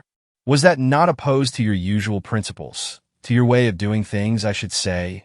Perhaps, but principles, by which I suppose you mean my usual business methods, do not govern me in my relations with my brother. He asked me a favor, and I granted it. It would have to have been a much larger one for me to have asked an explanation from him before doing so. Yet you are not on good terms with your brother. At least you have not had the name of being. For some time, we have had no quarrel. Did he return the keys you lent him? No. Have you seen them since? No. Would you know them if they were shown you? I would know them if they unlocked our front door. But you would not know them on sight. I don't think so, Mr. Van Burnham. It is disagreeable for me to go into family matters. But if you have had no quarrel with your brother, how comes it that you and he have had so little intercourse of late? He has been in Connecticut and I at Long Branch. Is not that a good answer, sir? Good, but not good enough. You have a common office in New York, have you not? Certainly the firm's office. And you sometimes meet there, even while residing in different localities? Yes, our business calls us in at times, and then we meet, of course. Do you talk when you meet? Talk. Of other matters besides business, I mean. Are your relations friendly? Do you show the same spirit towards each other as you did 3 years ago? Say, we are older. Perhaps we are not quite so voluble. But do you feel the same? No. I see you will have it, and so I will no longer hold back the truth. We are not as brotherly in our intercourse as we used to be. But there is no animosity between us. I have a decided regard for my brother. This was said quite nobly, and I liked him for it, but I began to feel that perhaps it had been for the best after all that I had never been intimate with the family. But I must not forestall either events or my opinions. Is there any reason? It is the coroner, of course, who is speaking. Why there should be any falling off in your mutual confidence? Has your brother done anything to displease you? We did not like his marriage. Was it an unhappy one? It was not a suitable one. Did you know Mrs. Van Burnham well, that you say this? Yes, I knew her, but the rest of the family did not. Yet they shared in your disapprobation. They felt the marriage more than I did. The lady, excuse me, I never like to speak ill of the sex, was not lacking in good sense or virtue, but she was not the person we had a right to expect Howard to marry. And you let him see that you thought so? How could we do otherwise? Even after she had been his wife for some months? We could not like her. Did your brother, I am sorry to press this matter, ever show that he felt your change of conduct towards him? I find it equally hard to answer, was the quick reply. My brother is of an affectionate nature, and he has some, if not all, of the family's pride. I think he did feel it, though he never said so. He is not without loyalty to his wife. Mr. Van Burnham, of whom does the firm doing business under the name of Van Burnham and Sons consist? Of the 3 persons mentioned, no others? No. Has there ever been in your hearing any threat made by the senior partner of dissolving this firm as it stands? I have heard. I felt sorry for this strong but far from heartless man, but I would not have stopped the inquiry at this point if I could.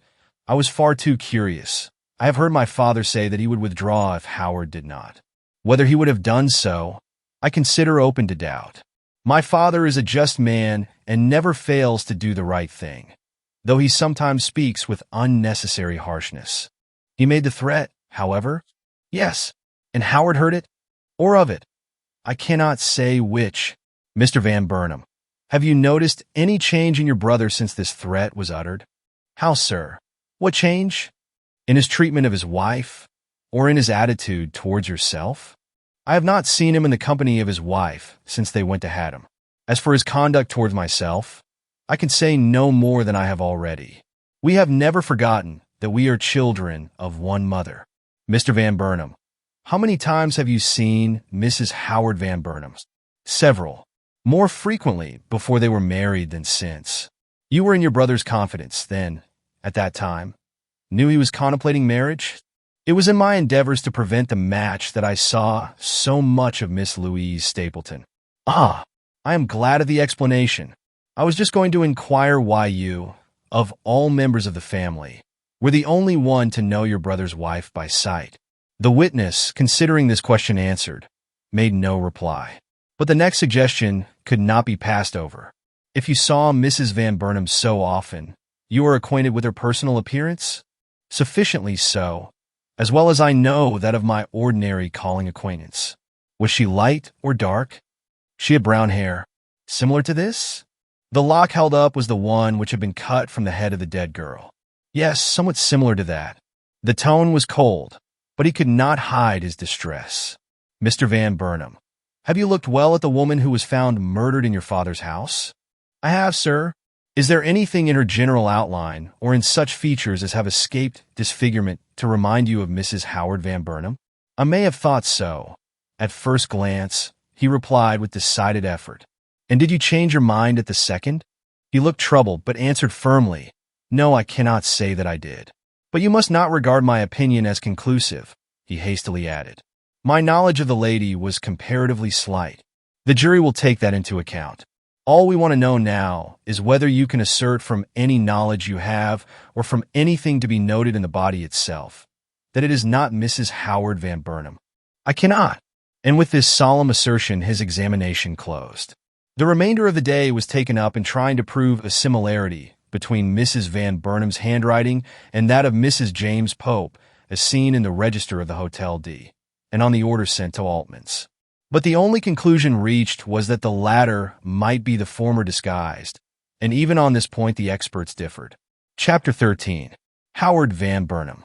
The gentleman who stepped from the carriage and entered Mr. Van Burnham's house at 12 o'clock that night produced so little impression upon me that I went to bed satisfied that no result would follow these efforts at identification.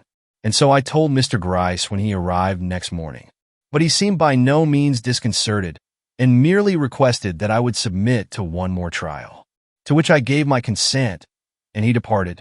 I could have asked him a string of questions, but his manner did not invite them, and for some reason I was too wary to show an interest in this tragedy superior to that felt by every right-thinking person connected with it.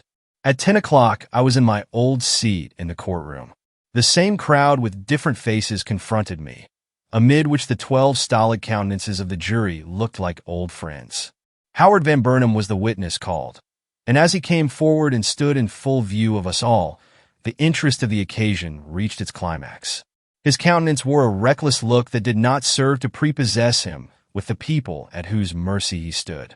But he did not seem to care, and waited for the coroner's questions with an air of ease which was in direct contrast to the drawn and troubled faces of his father and brother, just visible in the background.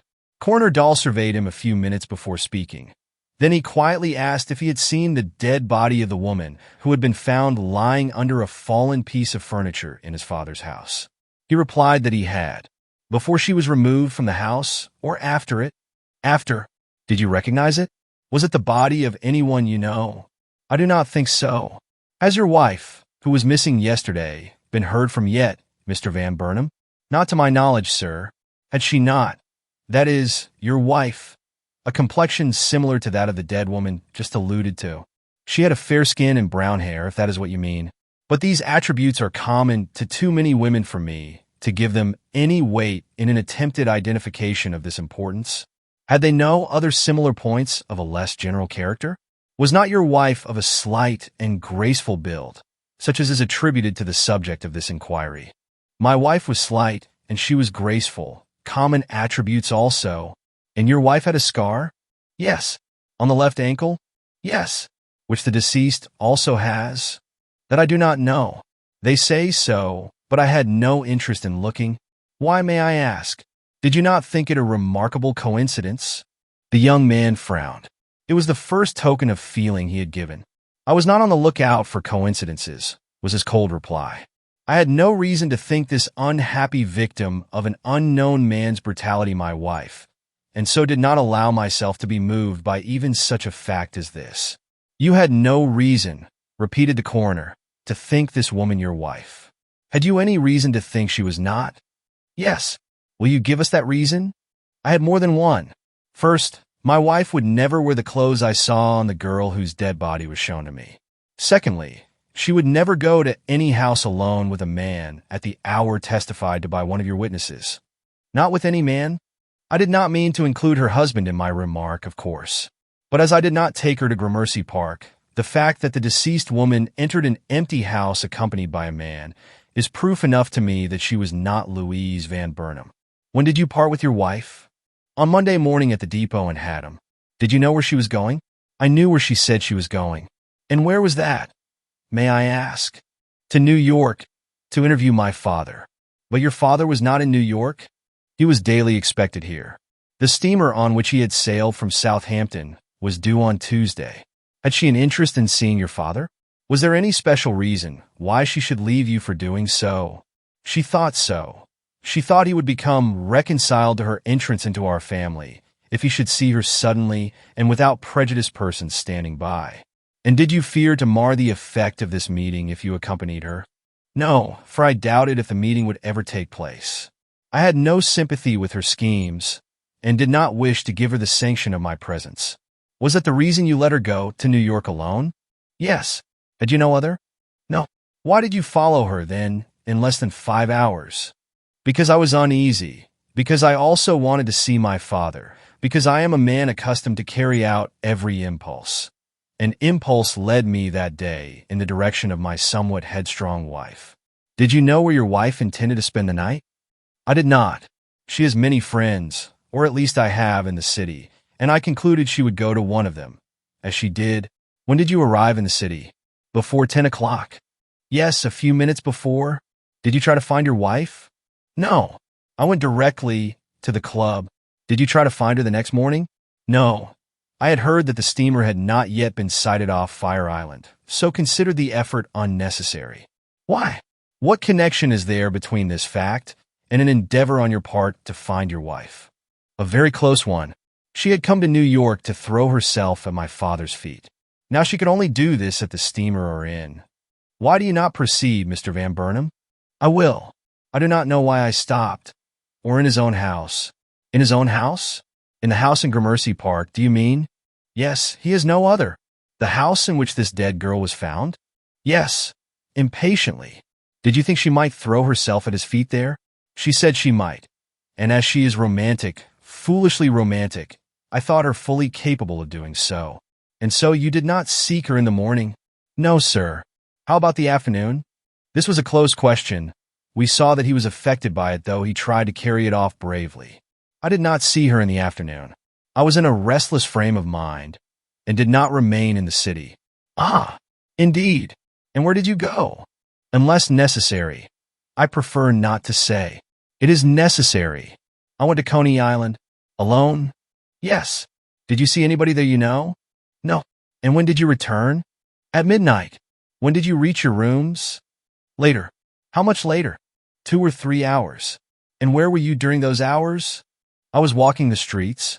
The ease, the quietness with which he made these acknowledgments were remarkable. The jury, to a man, honored him with a prolonged stare, and the awestruck crowd scarcely breathed during their utterance.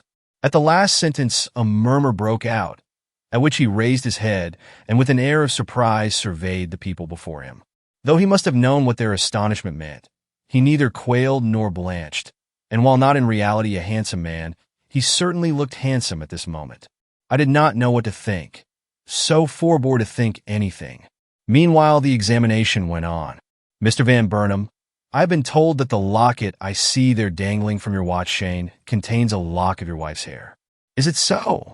I have a lock of her hair in this, yes. Here is a lock clipped from the head of the unknown woman whose identity we seek. Have you any objection to comparing the two? It is not an agreeable task you have set me, was the imperturbable response. But I have no objection to doing what you ask. And calmly lifting the chain, he took off the locket, opened it, and held it out courteously toward the coroner. May I ask you to make the first comparison, he said. The coroner, taking the locket, laid the 2 locks of brown hair together, and after a moment's contemplation of them both, surveyed the young man seriously, and remarked, They are the same shade. Shall I pass them down to the jury? Howard bowed. You would have thought he was in a drawing room, and in the act of bestowing a favor. But his brother Franklin showed a very different countenance, and as for their father, one could not even see his face. He so persistently held up his hand before it. The jury, wide awake now, passed the locket along, with many sly nods and a few whispered words. When it came back to the coroner, he took it and handed it to Mr. Van Burnham, saying, I wish you would observe the similarity for yourself. I can hardly detect any difference between them. Thank you. I am willing to take your word for it, replied the young man, with most astonishing aplomb. And coroner and jury for a moment looked baffled, and even Mr. Gryce, of whose face I caught a passing glimpse at this instant, stared at the head of his cane, as if it were of thicker wood than he expected and had more knotty points on it than even his accustomed hand liked to encounter. Another effort was not out of place, however, and the coroner, summoning up some of the pompous severity he found useful at times, asked the witness if his attention had been drawn to the dead woman's hands. He acknowledged that it had. The physician who made the autopsy urged me to look at them, and I did. They were certainly very like my wife's. Only like, I cannot say that they were my wife's. Do you wish me to perjure myself? A man should know his wife's hands as well as he knows her face. Very likely. And you are ready to swear these were not the hands of your wife? I am ready to swear I did not so consider them. And that is all? That is all? The coroner frowned and cast a glance at the jury. They needed prodding now and then, and this is the way he prodded them. As soon as they gave signs of recognizing the hint he gave them, he turned back and renewed his examination in these words. Mr. Van Burnham, did your brother at your request hand you the keys of your father's house on the morning of the day on which this tragedy occurred? He did. Have you those keys now? I have not. What have you done with them? Did you return them to your brother? No. I see where your inquiries are tending, and I do not suppose you will believe my simple word, but I lost the keys on the day I received them. That is why. Well, you may continue, Mr. Van Burnham. I have no more to say. My sentence was not worth completing. The murmur which rose about him seemed to show dissatisfaction, but he remained imperturbable, or rather like a man who did not hear. I began to feel a most painful interest in the inquiry, and dreaded, while I anxiously anticipated, his further examination. You lost the keys. May I ask when and where? That I do not know. They were missing when I searched for them. Missing from my pocket, I mean. Ah! And when did you search for them? The next day, after I had heard of what had taken place in my father's house. The hesitations were those of a man weighing his reply. They told on the jury, as all such hesitations do, and made the coroner lose an atom of the respect he had hitherto shown this easygoing witness. And you do not know what became of them? No. Or into whose hands they fell? No, but probably into the hands of the wretch. To the astonishment of everybody, he was on the verge of vehemence, but becoming sensible of it, he controlled himself with a suddenness that was almost shocking. Find the murderer of this poor girl, said he, with a quiet air that was more thrilling than any display of passion, and asked him where he got the keys with which he opened the door of my father's house at midnight. Was this a challenge, or just the natural outburst of an innocent man? Neither the jury nor the coroner seemed to know, the former looking startled and the latter nonplussed. But Mr. Gryce, who had moved now into view, smoothed the head of his cane with quite a loving touch, and did not seem at this moment to feel its inequalities objectionable. We will certainly try to follow your advice, the coroner assured him. Meanwhile, we must ask how many rings your wife is in the habit of wearing. 5. 2 on the left hand and 3 on the right. Do you know these rings? I do. Better than you know her hands? As well, sir. Were they on her hands when you parted from her and had them? They were. Did she always wear them? Almost always. Indeed, I do not ever remember seeing her take off more than one of them. Which one? The ruby with the diamond setting. Had the dead girl any rings on when you saw her? No, sir. Did you look to see? I think I did in the first shock of the discovery. And you saw none? No, sir. And from this you concluded she was not your wife? From this and other things? Yet you must have seen that the woman was in the habit of wearing rings, even if they were not on her hands at that moment. Why, sir?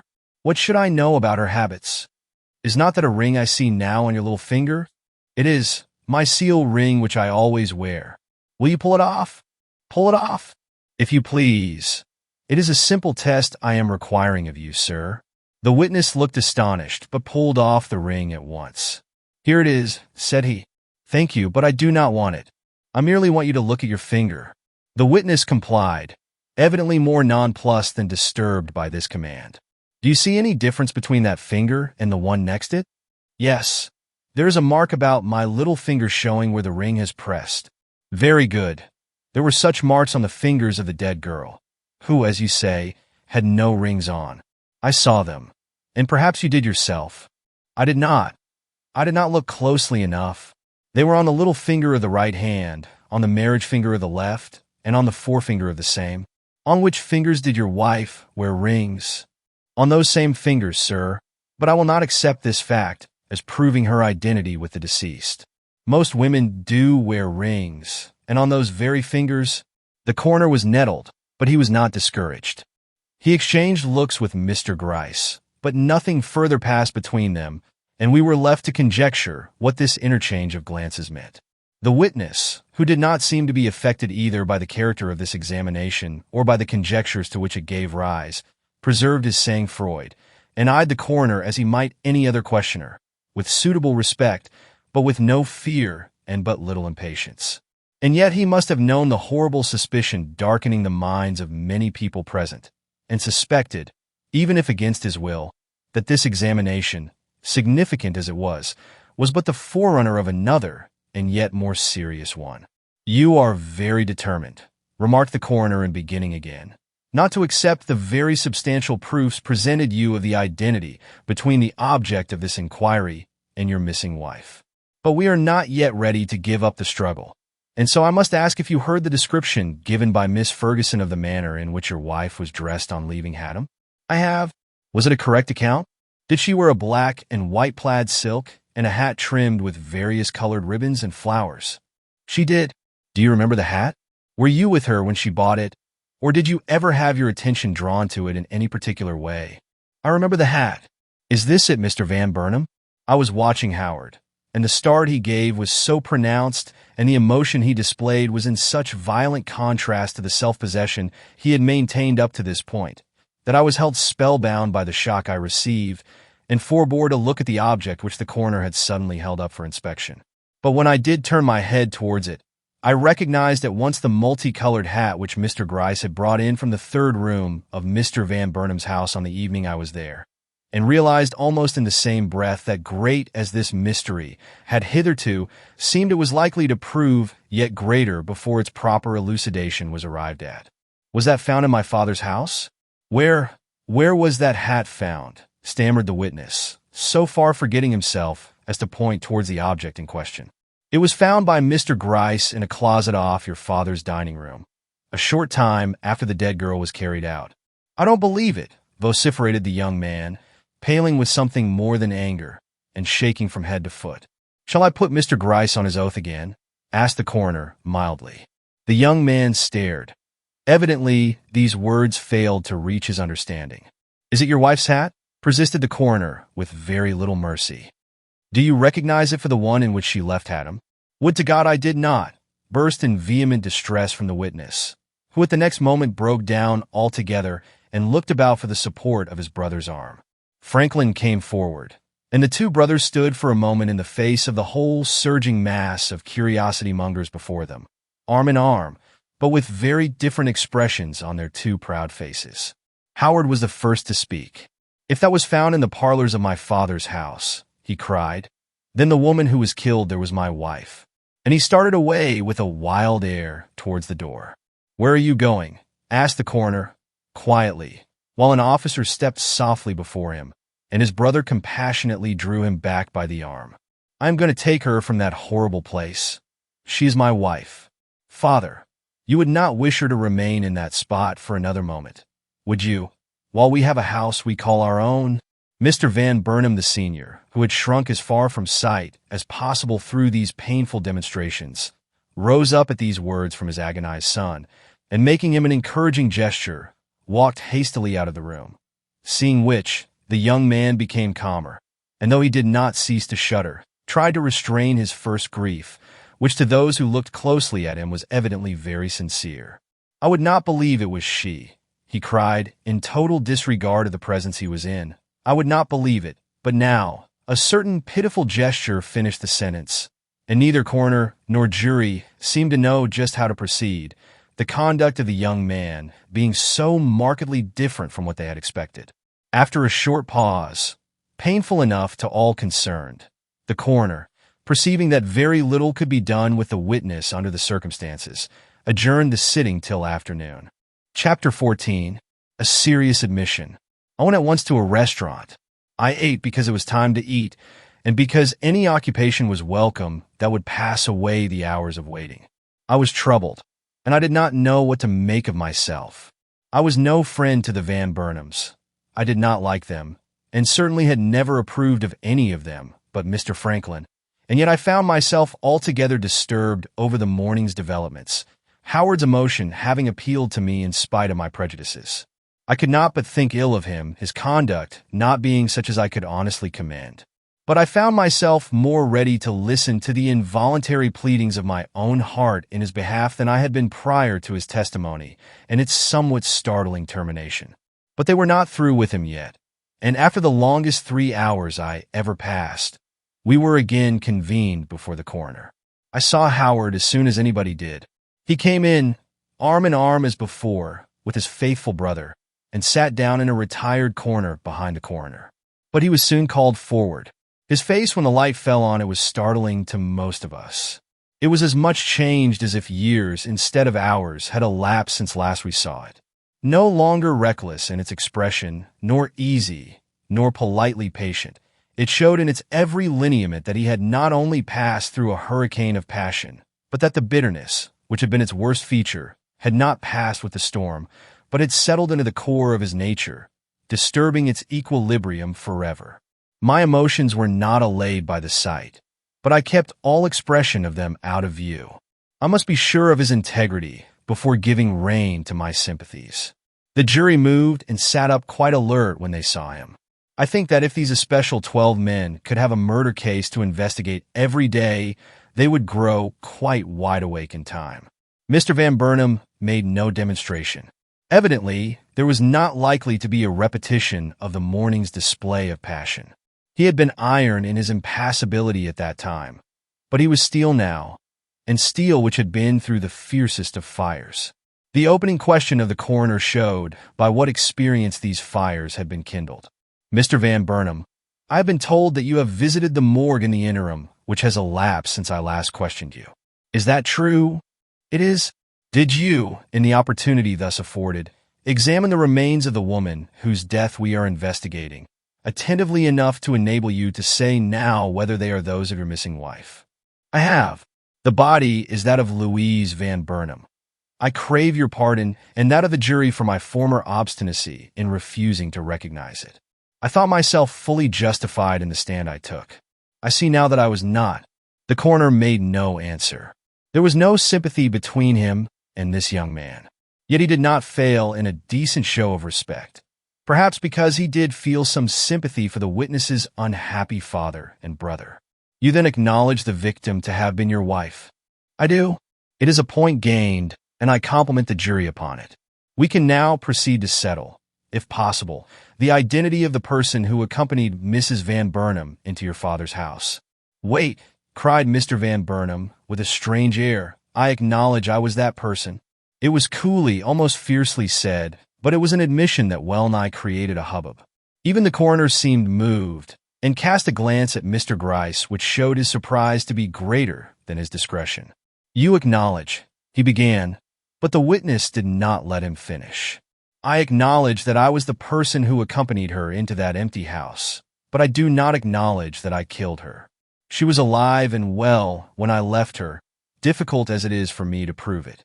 It was the realization of this difficulty which made me perjure myself this morning. So, murmured the coroner, with another glance at Mr. Gryce, you acknowledge that you perjured yourself. Will the room be quiet? But the lull came slowly. The contrast between the appearance of this elegant young man and the significant admissions he had just made, admissions which to 3/4 of the persons there meant more, much more, than he acknowledged, was certainly such as to provoke interest of the deepest kind. I felt like giving rein to my own feelings, and was not surprised at the patience shown by the coroner. But order was restored at last, and the inquiry proceeded. We are then to consider the testimony given by you this morning as null and void. Yes, so far as it contradicts what I have just stated. Ah, then you will no doubt be willing to give us your evidence again? Certainly, if you will be so kind as to question me. Very well. Where did your wife and yourself first meet after your arrival in New York? In the street near my office. She was coming to see me, but I prevailed upon her to go uptown. What time was this? After 10 and before noon. I cannot give the exact hour. And where did you go? To a hotel on Broadway. You have already heard of our visit there. You are, then, the Mr. James Pope, whose wife registered in the books of the Hotel D. On the 17th of this month? I have said so. And may I ask for what purpose you used this disguise and allowed your wife to sign a wrong name? To satisfy a freak. She considered it the best way of covering up a scheme she had formed, which was to awaken the interest of my father under the name and appearance of a stranger, and not to inform him who she was till he had given some evidence of partiality for her. Ah, but for such an end was it necessary for her to assume a strange name before she saw your father, and for you both to conduct yourselves in the mysterious way you did all that day and evenings. I do not know. She thought so, and I humored her. I was tired of working against her, and was willing she should have her own way for a time, and for this reason you let her fit herself out with clothes down to her very undergarments? Yes, strange as it may seem, I was just such a fool. I had entered into her scheme, and the means she took to change her personality only amused me. She wished to present herself to my father as a girl obliged to work for her living, and was too shrewd to excite suspicion in the minds of any of the family by any undue luxury in her apparel. At least that was the excuse she gave me for the precautions she took, though I think the delight she experienced in anything romantic and unusual had as much to do with it as anything else. She enjoyed the game she was playing, and wished to make as much of it as possible. Were her own garments much richer than those she ordered from Altman's? Undoubtedly. Mrs. Van Burnham wore nothing made by American seamstresses. Fine clothes were her weakness. I see. But why such an attempt on your part to keep yourself in the background? Why let your wife write your assumed names in the hotel register, for instance, instead of doing it yourself? It was easier for her. I know no other reason. She did not mind putting down the name Pope. I did. It was an ungracious reflection upon his wife, and he seemed to feel it so, for he almost immediately added, "A man will sometimes lend himself to a scheme of which the details are obnoxious." It was so in this case, but she was too interested in her plans to be affected by so small a matter as this. This explained more than one mysterious action on the part of this pair while they were at the Hotel D. The coroner evidently considered it in this light, for he dwelt but little longer on this phase of the case, passing at once to a fact concerning which curiosity had hitherto been roused without receiving any satisfaction. In leaving the hotel, said he, you and your wife were seen carrying certain packages, which were missing from your arms when you alighted at Mr. Van Burnham's house. What was in those packages, and where did you dispose of them before you entered the second carriage? Howard made no demur in answering. My wife's clothes were in them, said he, and we dropped them somewhere on 27th Street near 3rd Avenue, just as we saw an old woman coming along the sidewalk. We knew that she would stop and pick them up, and she did, for we slid into a dark shadow made by a projecting stoop and watched her. Is that too simple a method for disposing of certain encumbering bundles to be believed, sir? That is for the jury to decide, answered the coroner, stiffly. But why were you so anxious to dispose of these articles? Were they not worth some money? And would it not have been simpler and much more natural to have left them at the hotel till you chose to send for them? That is, if you were simply engaged in playing, as you say, a game upon your father, and not upon the whole community. Yes, Mr. Van Burnham acknowledged. That would have been a natural thing, no doubt. But we were not following natural instincts at the time, but a woman's bizarre caprices. We did as I said, and laughed long, I assure you, over its unqualified success. For the old woman not only grabbed the packages with avidity, but turned and fled away with them, just as if she had expected this opportunity and had prepared herself to make the most of it. It was very laughable, certainly, observed the coroner in a hard voice. You must have found it very ridiculous. And after giving the witness a look full of something deeper than sarcasm, he turned towards the jury as if to ask them what they thought of these very forced and suspicious explanations. But they evidently did not know what to think, and the coroner's looks flew back to the witness who of all the persons present seemed the least impressed by the position in which he stood. Mr. Van Burnham, said he, you showed a great deal of feeling this morning at being confronted with your wife's hat. Why was this? And why did you wait till you saw this evidence of her presence on the scene of death to acknowledge the facts you have been good enough to give us this afternoon? If I had a lawyer by my side, you would not ask me that question, or if you did, I would not be allowed to answer it. But I have no lawyer here, and so I will say that I was greatly shocked by the catastrophe which had happened to my wife, and under the stress of my first overpowering emotions had the impulse to hide the fact that the victim of so dreadful a mischance was my wife. I thought that if no connection was found between myself and this dead woman, I would stand in no danger of the suspicion which must cling to the man who came into the house with her. But like most first impulses, it was a foolish one and gave way under the strain of investigation. I, however, persisted in it as long as possible, partially because my disposition is an obstinate one, and partially because I hated to acknowledge myself a fool.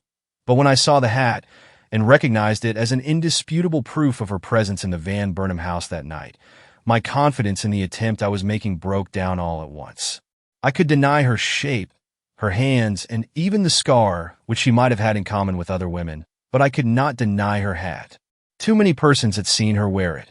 But the coroner was not to be so readily imposed upon. I see, he repeated with great dryness, and I hope the jury will be satisfied. And they probably will, unless they remember the anxiety which, according to your story, was displayed by your wife to have her whole outfit in keeping with her appearance as a working girl.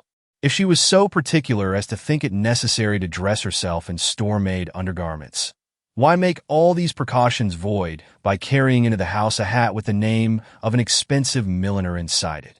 Women are inconsistent, sir. She liked the hat and hated to part with it. She thought she could hide it somewhere in the great house. At least that was what she said to me when she tucked it under her cape. The coroner, who evidently did not believe one word of this, stared at the witness as if curiosity was fast taking the place of indignation. And I did not wonder. Howard Van Burnham, as thus presented to our notice by his own testimony, was an anomaly, whether we were to believe what he was saying at the present time or what he had said during the morning session. But I wished I had had the questioning of him. His next answer, however, opened up one dark place into which I had been peering for some time without any enlightenment. It was in reply to the following query. "All this," said the coroner, "is very interesting. But what explanation have you to give for taking your wife into your father's empty house at an hour so late, and then leaving her to spend the best part of the dark night alone?" "None," said he, "that will strike you as sensible and judicious. But we were not sensible that night. Neither were we judicious. Or I would not be standing here trying to explain what is not explainable by any of the ordinary rules of conduct. She was set upon being the first to greet my father on his entrance into his own home, and her first plan had been to do so in her own proper character as my wife. But afterwards the freak took her, as I have said, to personify the housekeeper whom my father had cabled us to have in waiting at his house, a cablegram which had reached us too late for any practical use, and which we had therefore ignored. And fearing he might come early in the morning, before she could be on hand to make the favorable impression she intended, she wished to be left in the house that night, and I humored her. I did not foresee the suffering that my departure might cause her, or the fears that were likely to spring from her lonely position in so large and empty a dwelling. Or rather, I should say, she did not foresee them, for she begged me not to stay with her, when I hinted at the darkness and dreariness of the place, saying that she was too jolly to feel fear or think of anything but the surprise my father and sisters would experience in discovering that their very agreeable young housekeeper was the woman they had so long despised. "And why?" persisted the coroner, edging forward in his interest, and so allowing me to catch a glimpse of Mr. Gryce's face as he too leaned forward in his anxiety to hear every word that fell from this remarkable witness. "Why do you speak of her fear? What reason have you to think she suffered apprehension after your departure?" "Why?" echoed the witness, as if astounded by the other's lack of perspicacity. "Did she not kill herself in a moment of terror and discouragement, leaving her, as I did, in a condition of health and good spirits? Can you expect me to attribute her death to any other cause than a sudden attack of frenzy caused by terrors?" "Ah!" exclaimed the coroner in a suspicious tone, which no doubt voiced the feelings of most people present. "Then you think your wife committed suicide?" "Most certainly," replied the witness, avoiding but two pairs of eyes in the whole crowd, those of his father and brother. With a hat pin, continued the coroner, letting his hitherto scarcely suppressed irony become fully visible in voice and manner. Thrust into the back of her neck at a spot young ladies surely would have but little reason to know, is peculiarly fatal. Suicide, when she was found crushed under a pile of bric-a-brac, which was thrown down or fell upon her hours after she received the fatal thrust. I do not know how else she could have died, persisted the witness, calmly, unless she opened the door to some burglar. And what burglar would kill a woman in that way, when he could pound her with his fists? No, she was frenzied and stabbed herself in desperation. Or the thing was done by accident, God knows how. And as for the testimony of the experts, we all know how easily the wisest of them can be mistaken even in matters of as serious import as these. If all the experts in the world. Here his voice rose and his nostrils dilated till his aspect was actually commanding and impressed us all like a sudden transformation. If all the experts in the world were to swear that those shells were thrown upon her after she had lain there for 4 hours dead, I would not believe them. Appearances or no appearances, blood or no blood, I here declare that she pulled that cabinet over in her death struggle. And upon the truth of this fact, I am ready to rest my honor as a man and my integrity as her husband. An uproar immediately followed, amid which could be heard cries of, "He lies! He's a fool!" The attitude taken by the witness was so unexpected that the most callous person present could not fail to be affected by it. But curiosity is as potent a passion as surprise. And in a few minutes all was still again, and everybody intent to hear how the coroner would answer these asseverations. "I have heard of a blind man denying the existence of light," said that gentleman, "but never before of a sensible being like yourself urging the most untenable theories in face of such evidence as has been brought before us during this inquiry.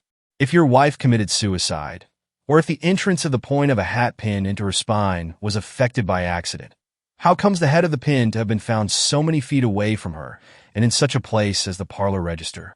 It may have flown there when it broke, or, what is much more probable, been kicked there by some of the many people who passed in and out of the room between the time of her death and that of its discovery. But the register was found closed," urged the coroner. "Was it not, Mr. Gryce?" That person thus appealed to rose for an instant. "It was," said he, and deliberately sat down again. The face of the witness, which had been singularly free from expression since his last vehement outbreak, clouded over for an instant, and his eye fell as if he felt himself engaged in an unequal struggle. But he recovered his courage speedily and quietly observed, "The register may have been closed by a passing foot. I have known of stranger coincidences than that." "Mr. Van Burnham," asked the coroner, as if weary of subterfuges and argument, "have you considered the effect which this highly contradictory evidence of yours is likely to have on your reputation?" "I have." "And are you ready to accept the consequences?" "If any especial consequences follow, I must accept them, sir." "When did you lose the keys which you say you have not now in your possession?" "This morning you asserted that you did not know. But perhaps this afternoon you may like to modify that statement." "I lost them after I left my wife shut up in my father's house." "Soon?" "Very soon." "How soon?" "Within an hour, I should judge." "How do you know it was so soon?" "I missed them at once." "Where were you when you missed them?" "I don't know. Somewhere. I was walking the streets, as I have said. I don't remember just where I was when I thrust my hands into my pocket and found the keys gone." "You do not?" "No." "But it was within an hour after leaving the house?" "Yes." "Very good. The keys have been found." The witness started so violently that his teeth came together with a click loud enough to be heard over the whole room. "Have they?" said he, with an effort at nonchalance which, however, failed to deceive anyone who noticed his change of color. "You can tell me, then, where I lost them?" "They were found," said the coroner, "in their usual place above your brother's desk in Duane Street." "Oh," murmured the witness, utterly taken aback or appearing so. "I cannot account for their being found in the office. I was so sure I dropped them in the street." "I did not think you could account for it," quietly observed the coroner. And without another word, he dismissed the witness, who staggered to a seat as remote as possible from the one where he had previously been sitting between his father and brother. Chapter 15. A Reluctant Witness. A pause of decided duration now followed, an exasperating pause which tried even me, much as I pride myself upon my patience. There seemed to be some hitch in regard to the next witness. The coroner sent Mr. Gryce into the neighboring room more than once, and finally, when the general uneasiness seemed on the point of expressing itself by a loud murmur, a gentleman stepped forth, whose appearance, instead of allaying the excitement, renewed it in quite an unprecedented and remarkable way. I did not know the person thus introduced. He was a handsome man, a very handsome man, if the truth must be told, but it did not seem to be this fact which made half the people there crane their heads to catch a glimpse of him. Something else, something entirely disconnected with his appearance there as a witness, appeared to hold the people enthralled and waken a subdued enthusiasm which showed itself not only in smiles, but in whispers and significant nudges, chiefly among the women, though I noticed that the jurymen stared when somebody obliged them with the name of this new witness. At last it reached my ears, and though it awakened in me also a decided curiosity, I restrained all expression of it, being unwilling to add one jot to this ridiculous display of human weakness. Randolph Stone, as the intended husband of the rich Miss Althorpe, was a figure of some importance in the city, and while I was very glad of this opportunity of seeing him, I did not propose to lose my head or forget, in the marked interest his person invoked, the very serious cause which had brought him before us. And yet I suppose no one in the room observed his figure more minutely. He was elegantly made and possessed, as I have said, a face of peculiar beauty.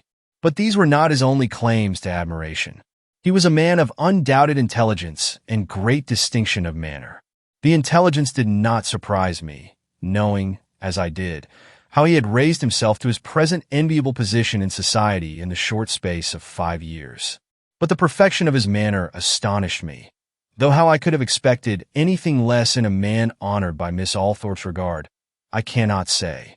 He had that clear pallor of complexion which in a smooth-shaven face is so impressive, and his voice when he spoke had that music in it which only comes from great cultivation and a deliberate intent to please. He was a friend of Howard's, that I saw by the short look that passed between them when he first entered the room. But that it was not as a friend he stood there was apparent from the state of amazement with which the former recognized him, as well as from the regret to be seen underlying the polished manner of the witness himself. Though perfectly self-possessed and perfectly respectful, he showed by every means possible the pain he felt in adding one featherweight to the evidence against a man with whom he was on terms of more or less intimacy. But let me give his testimony. Having acknowledged that he knew the Van Burnham family well, and Howard in particular, he went on to state that on the night of the 17th, he had been detained at his office by business of a more than usual pressing nature, and finding that he could expect no rest for that night, humored himself by getting off the cars at 21st Street instead of proceeding on to 33rd Street, where his apartments were. The smile which these words caused, "Miss Althorpe lives in 21st Street," woke no corresponding light on his face. Indeed, he frowned at it, as if he felt that the gravity of the situation admitted of nothing frivolous or humorsome. And this feeling was shared by Howard, for he started when the witness mentioned 21st Street, and cast him a haggard look of dismay, which happily no one saw but myself, for everyone else was concerned with the witness. Or should I accept Mr. Gryce? I had of course no intentions beyond a short stroll through this street previous to returning to my home, continued the witness, gravely, and am sorry to be obliged to mention this freak of mine, but find it necessary in order to account for my presence there at so unusual an hour. You need make no apologies, returned the coroner. Will you state on what line of cars you came from your office? I came up 3rd Avenue. Ah, and walked towards Broadway? Yes. So that you necessarily passed very near the Van Burnham mansion? Yes. At what time was this, can you say? At 4, or nearly 4. It was 3:30 when I left my office. Was it light at that hour? Could you distinguish objects readily? I had no difficulty in seeing. And what did you see? Anything amiss at the Van Burnham mansion? No, sir, nothing amiss. I merely saw Howard Van Burnham coming down the stoop as I went by the corner. You made no mistake. It was the gentleman you name, and no other whom you saw on this stoop at this hour. I am very sure that it was he. I am sorry. But the coroner gave him no opportunity to finish. You and Mr. Van Burnham are friends, you say, and it was light enough for you to recognize each other. Then you probably spoke? No, we did not. I was thinking, well, of other things. And here he allowed the ghost of a smile to flit suggestively across his firm-set lips. And Mr. Van Burnham seemed preoccupied also, for as far as I know, he did not even look my way. And you did not stop? No, he did not look like a man to be disturbed. And this was at 4 on the morning of the 18th? At 4. You are certain of the hour and of the day? I am certain. I should not be standing here if I were not very sure of my memory. I am sorry, he began again, but he was stopped as peremptorily as before by the coroner. Feeling has no place in an inquiry like this. And the witness was dismissed. Mr. Stone, who had manifestly given his evidence under compulsion, looked relieved at its termination. As he passed back to the room from which he had come, many only noticed the extreme elegance of his form and the proud cast of his head, but I saw more than these. I saw the look of regret he cast at his friend Howard. A painful silence followed his withdrawal. Then the coroner spoke to the jury. Gentlemen, I leave you to judge of the importance of this testimony. Mr. Stone is a well-known man of unquestionable integrity, but perhaps Mr. Van Burnham can explain how he came to visit his father's house at 4 o'clock in the morning on that memorable night, when according to his latest testimony, he left his wife there at 12. We will give him the opportunity. There is no use, began the young man from the place where he sat. But gathering courage even while speaking, he came rapidly forward and, facing coroner and jury once more, said with a false kind of energy that imposed upon no one, I can explain this fact, but I doubt if you will accept my explanation. I was at my father's house at that hour, but not in it. My restlessness drove me back to my wife, but not finding the keys in my pocket, I came down the stoop again and went away. Ah, I see now why you prevaricated this morning in regard to the time when you missed those keys. I know that my testimony is full of contradictions. You feared to have it known that you were on the stoop of your father's house for the second time that night? Naturally. In face of the suspicion I perceived everywhere about me. And this time you did not go in? No. Nor ring the bell? No. Why not? If you left your wife within, alive and well, I did not wish to disturb her. My purpose was not strong enough to surmount the least difficulty. I was easily deterred from going where I had little wish to be, so that you merely went up the stoop and down again at the time Mr. Stone saw you? Yes, and if he had passed a minute sooner he would have seen this. Seen me go up, I mean, as well as seen me come down. I did not linger long in the doorway. But you did linger there a moment? Yes. Long enough to hunt for the keys and get over my astonishment at not finding them. Did you notice Mr. Stone going by on 21st Street? No. Was it as light as Mr. Stone has said? Yes, it was light. And you did not notice him? No. Yet you must have followed very closely behind him? Not necessarily. I went by the way of 20th Street, sir. Why, I do not know, for my rooms are uptown. I do not know why I did half the things I did that night. I can readily believe it, remarked the coroner. Mr. Van Burnham's indignation rose. You are trying, said he, to connect me with the fearful death of my wife in my father's lonely house. You cannot do it, for I am as innocent of that death as you are, or any other person in this assemblage. Nor did I pull those shelves down upon her, as you would have this jury think, in my last thoughtless visit to my father's door. She died according to God's will by her own hand, or by means of some strange and unaccountable accident known only to him. And so you will find, if justice has any place in these investigations, and a manly intelligence be allowed to take the place of prejudice in the breasts of the 12 men now sitting before me. And bowing to the coroner, he waited for his dismissal, and receiving it, walked back not to his lonely corner, but to his former place between his father and brother, who received him with a wistful air and strange looks of mingled hope and disbelief. The jury will render their verdict on Monday morning, announced the coroner, and adjourned the inquiry.